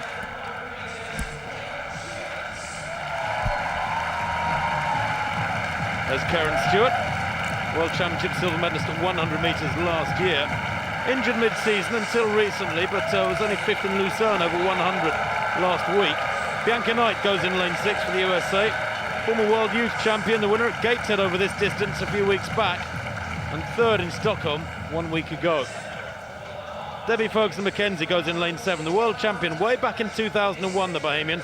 34 years old now, but she trains with Veronica Campbell-Brown and a little bit rejuvenated this year, although she was only 6th in Stockholm. And the lineup completed by Sidonie Mothersell of the Cayman Islands. 8. And has missed a lot of the big meets this year. Recently has raced in Tangiers and in the Central American and Caribbean Games over 200 metres. Brishkina in lane 3, the European Championship silver medalist from Ukraine. She now has exactly the same personal best at 200 metres as her mother. It's 22:44, and in Barcelona she anchored Ukraine to gold in the sprint relay. Felix in 4, Stewart in 5. Watch Felix though in 4. She'll probably be trailing round the bend. Away they go. Actually not a bad start at all from Felix. She's left Brishkina with a lot to do, and moving up on Brishkina is Simpson in lane 2. Felix leading though, she's very quickly up on Karen Stewart outside her. This is a great bend from Felix. She's got 400 metre run straight. Look out in lane 6 there. Bianca Knight's had a great bend too. Knight in 2nd place in the blue, but Felix streaming clear at 3, 4 metres, 5 metres nearly at the line there. In 2nd place was Bianca Knight, in 3rd place I think was Ferguson-McKenzie. Out in lane 7, the time 22:37, and that from Allyson Felix, with a very slight following wind. Was very, very impressive indeed. She ran a very aggressive bend, started well for her. She's a sub-11 second sprinter in the 100, but she's not renowned for her quick start. But her pickup was great, led around the bend, into the straight. She just built up on that lead. And that was a very convincing win. And with that victory, I'm sure, Stuart, she confirms herself as Diamond League champion for this year. I think she's just about uncatchable. Yes, she is. I'm surprised how quickly she caught Karen Stewart, the Jamaican, who's a very fine 100-metre sprinter. But certainly Bianca Knight of the United States has got a lot of credit. She came off the bend very, very strongly indeed. But Felix, her transition was terrific. And when she got into the straight, she just flowed. She absolutely flowed. way ahead of the rest of this field, whereas Knight is beginning to tie up as Ferguson McKenzie comes through on her, but too late. And then it was a very fine bend indeed, and Felix is a class act. You have to say that she's won, what, 6 World Championship gold medals outdoors, 3 at 200, 3 in relays, and we may yet see her best at 400 metres. She's a sub-50-second 400-metre runner, and the real talent. She just flows high on the toes, hips high, perfect relaxation, brilliant. Look at this, how more relaxed can you be? Her face looks totally relaxed, deep in concentration. Wonderful piece of sprinting. Great bend, she got away well, transition brilliant, into the straight, got even better. Well, talk about rubbing salt into the wounds of her rivals there. She just went further and further away as the line got closer, didn't she?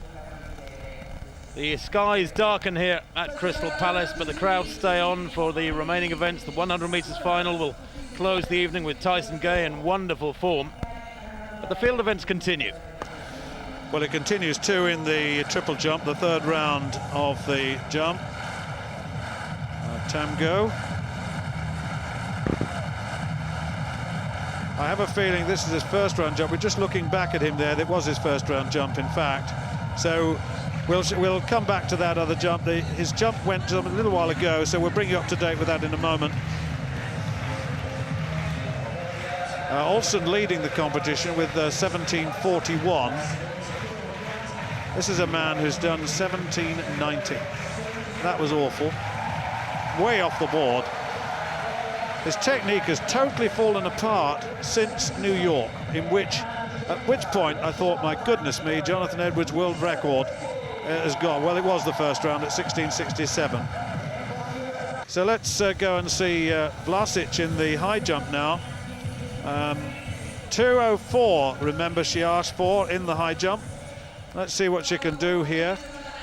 She's dominated this competition, certainly, and I just wonder whether she can clear this 2 meters and 4. She's had 2 failures, of course. She's won the competition earlier on at 1:98, second time clearance at 2:01, and Vlasic a third and final at 2:04.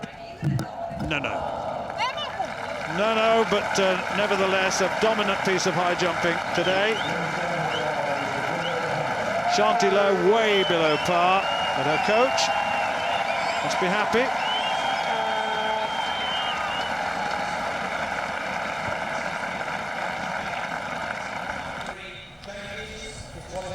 Well, confirmation of that win for Blanka Vlasic, 2 meters and 1 centimeter, winning by several heights over Ruth Petira, Spain, with Gordieva in third place for Russia, a long way down. And overall, of course, Blanka Vlasic dominating the high jump more than in any other discipline. I think her lead, 24 points to Shanti Lowe's 10. She had a bad night, the American tonight. Petira in third.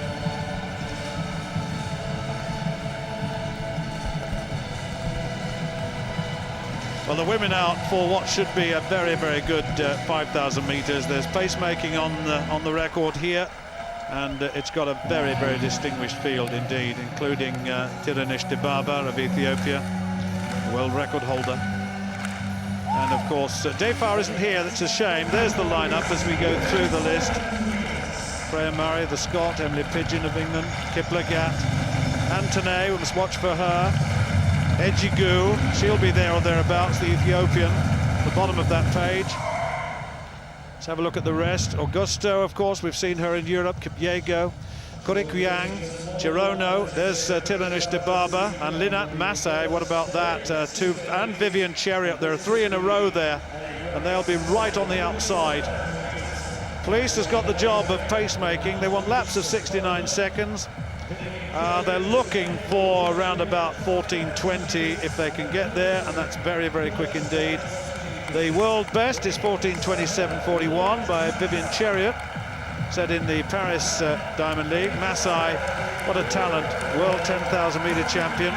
She outkicked the Ethiopians. Dibaba, well, Olympic champion at 5 and 10,000 meters. What a talent, and she's got such terrific speed on the end of these longer races, and she said she spends so much time working on it. Chirono, world youth and twice world junior champion at 3,000 metres. That was in 2007. There's Augusto, the Portuguese, European 10,000 metre bronze medalist this year. Ejigu, we mustn't forget Ejigu, world indoor bronze medalist at 3,000 metres this year.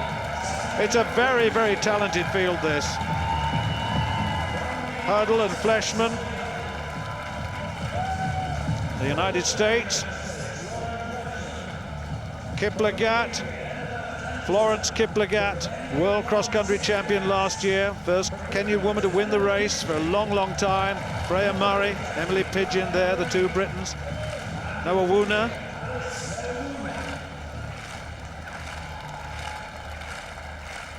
Right on the inside. Alice, best of 15, 16, 74. She's only 16, incidentally, the girl on the right of your shot. And I call her a girl deliberately. Only 16 years old. We'll see who's going to take this one on. 12.5 laps of the track, 5,000 metres. We'll keep a look at the split times. And one would expect this to go off pretty quickly indeed, as Police takes it underway. And we'll see whether the rest of the field respond to this. Tim Hutchins alongside me, a former fourth placer in the Los Angeles over this event, and I mean the race itself, it's always difficult to tell how it will go. They don't look as though they're going to go with the pace here, Tim. They don't know, and it's such a strong field, Stuart. You could argue that this is probably the strongest field of the night, in fact. And I wonder if they are just going to watch each other. There's a lot of jostling for position there. They appear to not want to commit. You can see Bliss has gone through there. They go through in about 37 seconds. The pack very slow indeed. Clearly, Dibaba values her win-loss record more than she does running a quick time and losing. And that's to be expected, but it's awkward. It's always awkward running at this sort of speed, because sometimes it's easier. You feel more comfortable being able to stride out and move at a good tempo than you do cutting your stride and virtually jogging by your own standards in a very crowded, tight-knit pack. Well, yeah, the fourth round of the triple jump now. Li of China. Yes, here's Li, and he opened modestly, 16th place, Li. That looks a bit better, a little bit better. It's around what, 1650, 1660, looks like something like that. So Li here doesn't look overly delighted with it, does he? And his best, he's a 1759 jumper. That was last year. He's the Asian record holder as the Chinese. Only fourth in the Chinese championships recently, but that's certainly an improvement. Very good on the board. Good height there. Quite nice rhythm. Double arm shoot into the pit there. And that one for Li is an improvement indeed. 1667.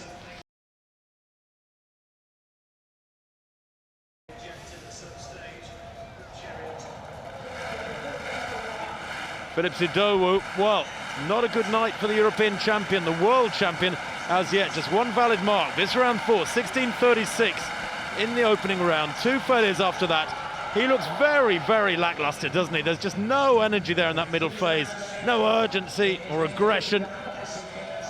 He looks totally deflated, I have to say, and this is very, very common. You can't really criticize athletes for it. The emotional drain of a major championships is absolutely massive. It's very hard to lift yourself, sometimes for a number of weeks after the championships. Indeed, you quite often get athletes who just hang up their competition shoes for the rest of the year once they've got that desperately sought-after gold medal. Very, very poor by Phillips' own standards. Gets the mark, but that one at about 16.5 metres. 16.54, in fact, there it is again. Back to coach, but frankly, he's a metre down on what he would be doing if this mattered half as much as those events in Barcelona a fortnight ago. Now Teddy Tamgo, certainly an improvement from the Frenchman there. 17.21 in round 3. This is round 4. Remember, he's chasing the 17.41 of Christian Olsen, which was in round 3. The Swede leading by 20 centimetres. Tamgo there. No, he knows it's not good enough. If he thought it was close to the 17.5 metre line, and that's roughly what he needs, he'd be up there waiting for the measurement with a lot more anticipation, a lot more eagerness. Chops the stride there. He's got such superb power. Said he chopped the stride, and even then didn't get onto the board. still very untidy. He's got raw talent, 6 back on it, and yet still produces a big jump there. Just time to go. It is an improvement, 17.27, but he stays in second with Olsen on 17.41.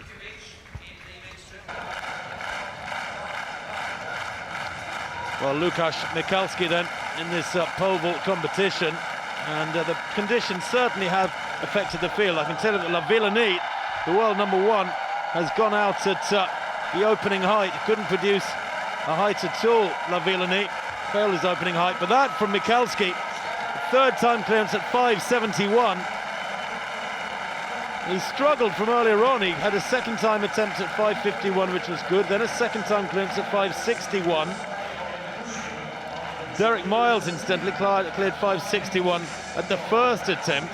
Michalski was in second place at that point. They're the only 2 men who went clear at 5.61. It really is a depleted competition because of the conditions, I think. Steve Lewis clearing his opening height 5.31 at the third attempt, and then had 3 failures at 5.51. The British #1, he's down in 6th.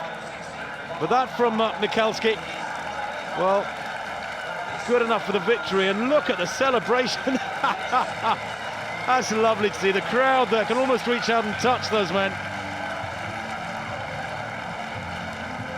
Only 7th in the European Championships. Well, this is some night for the 22-year-old Pole. He's their champion indoors and out, and tonight the winner here at Crystal Palace. Confirmation of the win by 10 centimetres there for Poland's Łukasz Michalski from Derek Miles. Szawinski making it a Polish sandwich with 3rd place. And look at that, Hooker no mark, La Villani no mark. The top 2 vaulters in the world, very uncomfortable tonight. Well, now does that leave things overall? La Villani still way out in front despite tonight's disappointment. 16 points to the Frenchman. Multimore in second place with 7. Michalski, after 4 points tonight, on 5 in 3rd place.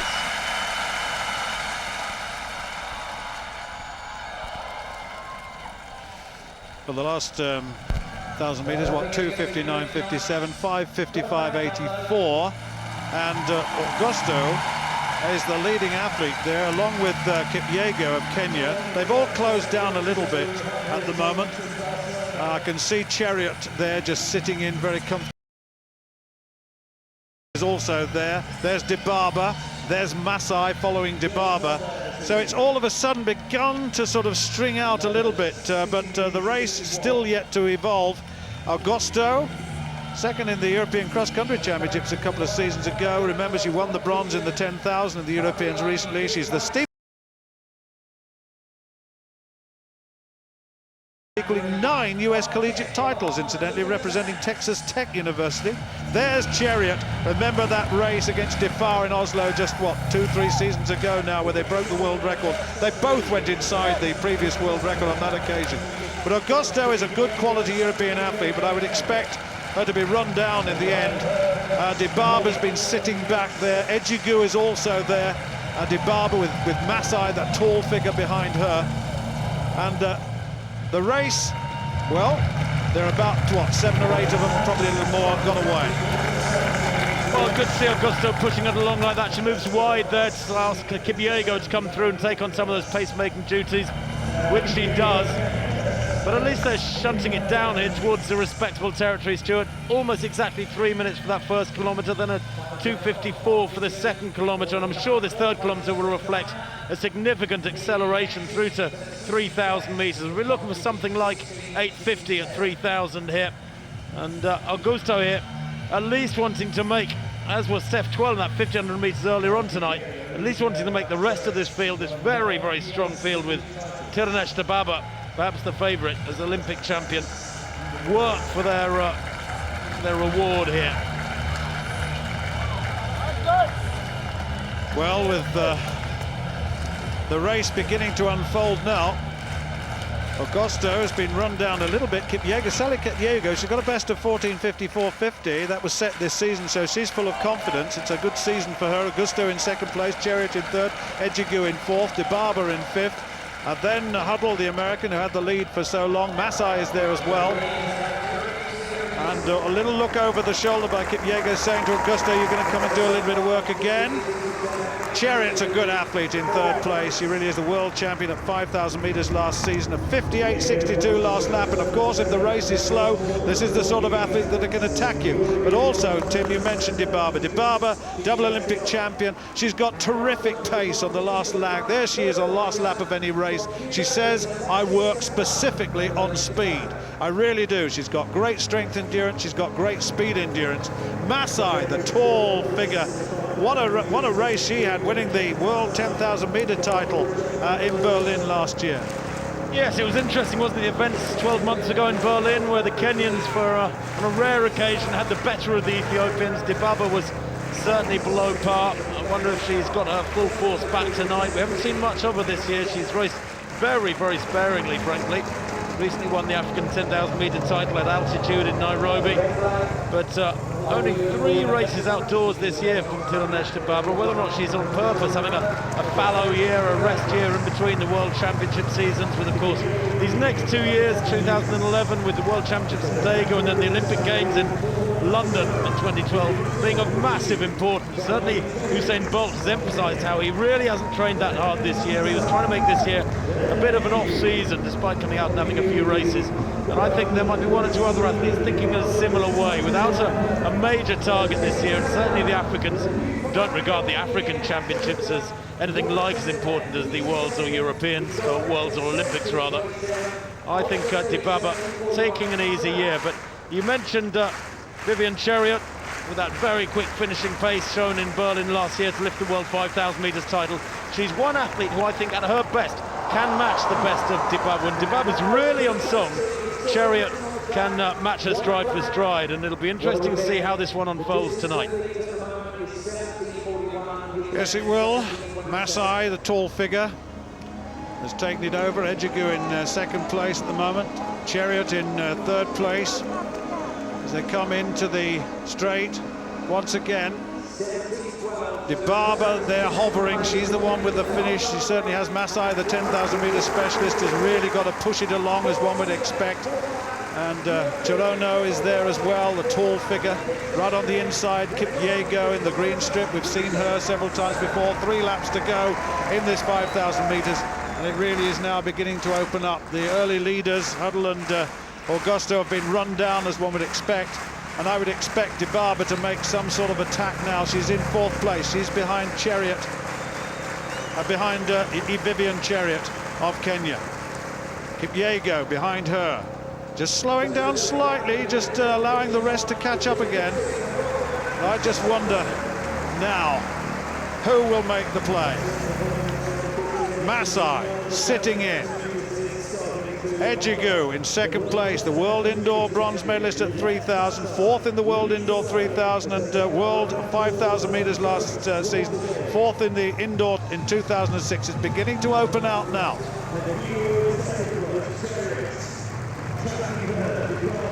Chariot looks strong, doesn't she? Kore Kwiang of Kenya, the tall figure, also there as well, but Dibaba moving out now, looking to make some play. She moves up now. Dibaba now moving to the front behind Chariot. Masai's now been enveloped. She's on the inside. Ejigu in 3rd place. And it's now beginning to wind up just a little bit now. Certainly Vivian Chariot, she's got a finish as well. She's lost only to Tirunesh Dibaba this season. She's had a very good season indeed. Ejigu now moving up into 3rd place. Tim, I tell you what, this race is going to be a quick finish, isn't it? Haven't worked with the middle stages. I thought that we might have seen something a bit quicker when we saw Augusto leading in the middle of the race, but 2:50. This 5th kilometre, this 4th kilometre rather, at 11:52 is only a 2:58. So they have just let the laps click by one after the other and decided to go for what is in effect a middle distance type race here with just a little bit of fatigue in the legs. Who's got the quickest speed over the last 400 or 500? Significant that Dibaba now moves to the front. If you're going to have a sprint over the last lap, you might as well be a metre in front rather than a metre behind. Well, she certainly is the sprint finisher, that's for sure. Chariot's responding too. Dibaba leads, Ejigu in second, Chariot in third, Masai in fourth, and Kipyego in fifth place, but they're now beginning to string out, and Dibaba embarks on one of those fierce last laps, and can she hold on? What about Chariot? Chariot looks full of running. Ejigu also very confident. She's a 14:28 athlete at her best, and these three away from the rest of the field now. About 250 metres to go. Now Chariot, has she got enough to come back at Dibaba? Dibaba has gone up very, very quickly, full of confidence as always. She says, I can finish how I like, when I like, but I wonder if she can on this occasion with about 150 to go. Chariot all of a sudden grimaces, and look at this from Dibaba coming into the straight. Ejigu's beaten, she's going to be third. Tiranish Dibaba comes away, she's not going to be caught. Another brilliant run by the double Olympic champion. Look at this. Dibaba wins it. Chariot in second place, Ejigu in third place, then Kipyego in fourth, Masai in fifth, and then in sixth place, Kore Kwang of Kenya, the former world junior cross-country champion. But my goodness me, 14:36.42, it certainly speeded up. 58 seconds for the last 400 metres for Dibaba, and that was a terrific run in the end. Tim, your thoughts on that? Well, I'll tell you what, I thought Chariot might hang on to a bit better than that, but she is so strong. Her speed endurance is quite astonishing. She is, after all, double Olympic champion. She was sprinting flat out down the back straight and was hardly showing any effort, and then round the bend just maintained it. And it's like you keep banging somebody with a stick, eventually they will give in. Bang, bang, bang. Every 15 metres she keeps pushing, pushing, pushing. Chariot looks so comfortable down the back straight. I thought she might move onto the shoulder of Dibaba, but she just never let up. Her determination and her fluency through the last 300 metres was absolutely staggering. I got her last lap at around 58 seconds. It might even have been under 58 seconds, but she won comfortably. Well, what about Philippe Sado then? What can he do? The final round in sixth place at the moment. The man who won the European title with 17 metres and 81, a personal best. He's the championship man. Some tired legs out there. Really hits that, but that's nowhere near 17 metres, and that's a very tired Philippe Sado landing in the sand. We don't see that very often, but nevertheless, well received by this huge crowd here at Crystal Palace. Brilliant performance in Barcelona, but it's nice just to see him compete. It really is very, very nice indeed to see him compete. Have another little look at that. Sixth place for Ado, 16:51 that jump. It really, forward rotation, collapsed into the pit, and Christian Olsen has taken it with that 17-metre-41 jump. We saw that earlier on in the programme. Tamgo in second place with 17:27.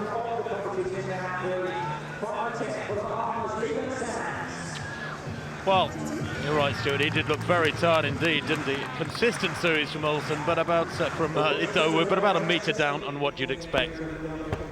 Chance to catch up on the women's 200 metres result. Alison Felix there, 22:37. Debbie Ferguson McKenzie, 22:88, about 4 or 5 metres down. Sharon Simpson for Jamaica in third place. Wonderful run from the American. Well, one final event on the track, and that's the men's 100 metres final to crown this first of 2 days here at Crystal Palace National Sports Centre. This is the 12th of 14 stops, or 14 meetings on the Samsung Diamond League. Tyson Gay, so much the draw card here after 1 week ago. You could almost say thrashing Usain Bolt in Stockholm. We've seen him beat Asafa Powell on a couple of occasions this summer already. Tyson Gay, then the favourite, goes in lane 4 in this men's 100 metres final. Look out too, though, for Walter Dix, who's been in great form this year, and Richard Thompson too in lane 3. Will try to match the American every step of the way. He's the third fastest man in the world this year. On paper is Tyson Gay, but he's beaten both Powell and Bolt now. There's Joel Kimmins. He goes in lane 1 as the American. Fourth in his heat. He got through as the fastest loser with 10.25. Jamie Samuels goes in lane 2.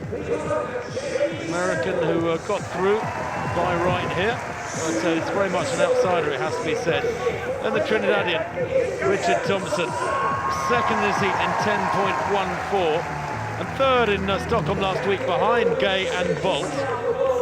There is Tyson Gay. World number one, well, he probably is, frankly, and holding back those injuries at the moment, which have taken both Powell and Bolt out of this season so far. Bolt has hung his spikes up. Powell was meant to race tonight, couldn't make it. Walter Dix, well, he's better over 200 metres, frankly, as Dix, but he is a 9.88 man, and that this year, if he starts well, he could be dangerous. Johan Blake, well, this could be the biggest danger. He's just 20 years old, as Blake, coached by Glenn Mills, and Mills coaches one Usain Bolt, so don't ride off the young Jamaican. He's in 6th. Wallace Spearman goes in lane 7. He's a 9.96 man Spearman, but very much a 200-metre specialist. Bronze medalist last year at the World Championships in Berlin over the longer sprint. And then Mike Rogers in lane 8 completes the lineup. Rogers, well, 9.94 last year. He was only third in his heat here in 10.22, so not really firing on all cylinders, and frankly has had a very reduced season from a racing perspective.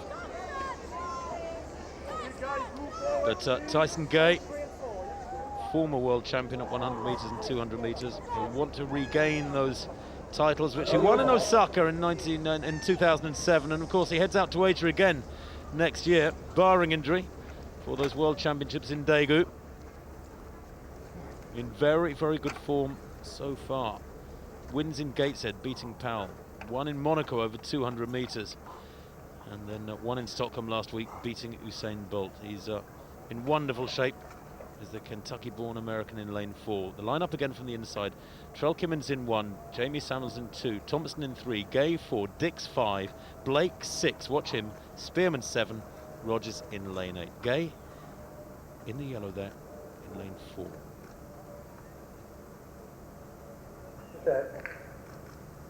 Well, not a bad start from Gabe, although he did stumble a little bit there. Coming back at him now is Thompson on the far side, and going well on this side too is Blake in the yellow, but Gabe's going to take this one. The margin there about a metre at the line, 9.78. It's the fastest time in the world this year. Into a slight headwind, can you believe? Minus 0.4 the headwind. But Gay had to work for it because young Johan Blake would have run a very fast time here tonight as well, probably a personal best. He's been in great form, the young Jamaican, and Gay certainly had to work to keep him at bay, holding the groin there again.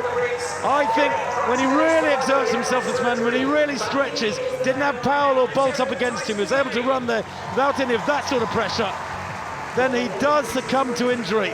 9.78 confirmed, the fastest time in the world this year, and a new meeting record, and indeed, young Johan Blake for Jamaica, 9.89 for second place, a new personal best. They were way ahead of third place. What a run, it just goes from strength to strength.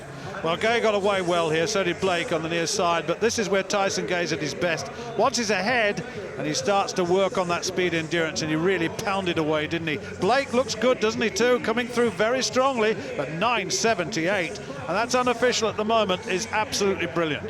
Let's have a look from the other side. Comes up very, very slowly. Gay just gets up onto his toes, blasts away. Look at that, he's spreading away from this field beautifully. High on his hips. Beautiful arm action, typical sprinting technique of a man who's read the textbooks. Wins it comfortably in the end, just comes up slowly, very slowly, doesn't look up too quickly. When he gets up, the pressure's on. He only takes a couple of breaths. Look at him holding his breath. It's all anaerobic stuff here. Now he's breathing, looking at the line, anxious to get there, and my goodness me, he got there very, very quickly indeed at 9.78, and that is a truly magnificent piece of running, piece of sprinting, power sprinting all the way with terrific dexterity. He's got it all. Well, let's hope this ebb and flow of the sprint scene comes to a climax next year in Daegu. Tyson Gay winning then, 9.78, the fastest time in the world this year. Johan Blake, great progress from the young Jamaican, 9.89. Richard Thompson, 10.05 for third. Well, my goodness me, look at that. They're the 3 places, and we'll have a look at the overall Diamond League standings, the Samsung Diamond League standings, and in a moment. But certainly, there's no absolute clear favourite in this. Asafa Powell's got 10, was injured and couldn't come here, but look at that, there are two guys closing him down. It's going to all depend on the next couple of meets, isn't it? Gay and Thompson there on 8 points with Bolt on 6. He takes no further part in the competition.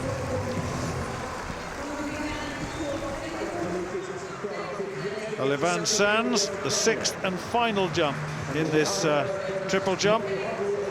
2003 World and 2008 Olympic bronze medalist. Oh, no. But Sands, well short of 17 metres, applauding the crowd because they've been very attentive in the home straight. It's going to be around about 1650, probably a bit more. Hits the board well, holds his position in the middle. A little bit untidy at the end, but not too bad.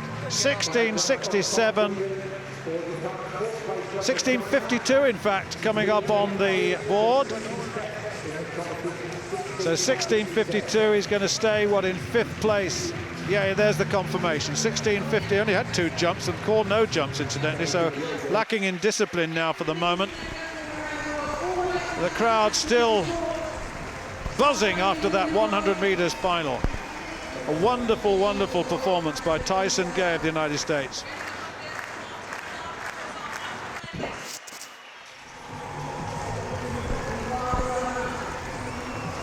Well, we've seen the result up on your screen, but we'll look back at what Tango did on the 6th. We'll have a look at that result again in a moment, but this is Tango.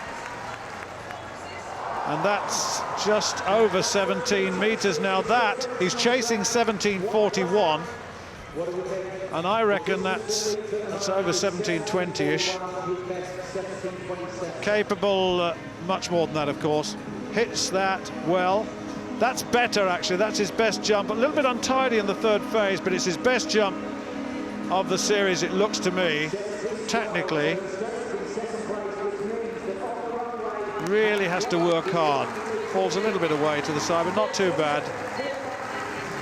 He's such a talent, and I can see him going much further. There it is, 17 metres and 27 that was. That was a jump, that was his best jump. It was his 4th round. You saw on that caption there, his 5th 17:22, his 6th at 17:12. So he's beginning to put together a good series. But Christian Olsen, now, this is his 6th round. He'll go for this, I would think. Really accelerates into the board, doesn't he? He may well have got a red flag there, and it's not going to be his best jump anyway.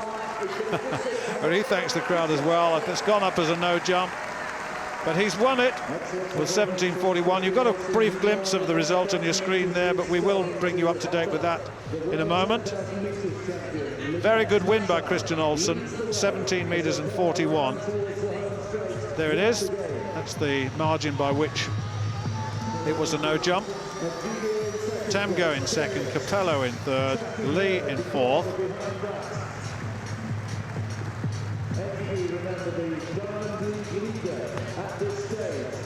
Well, there is 2 jumps there, Tim. I'm just wondering whether we can get the caption of that result of the triple jump on the screen before we go, because just to confirm all the places there. But Olsen definitely won it. There it is for you, 17:41, season's best actually for Christian Olsen. Tamgo, Capello, Lee, Sands, Idowu, Valjukovic and Nathan Douglas. That completes the field. Good competition in the end.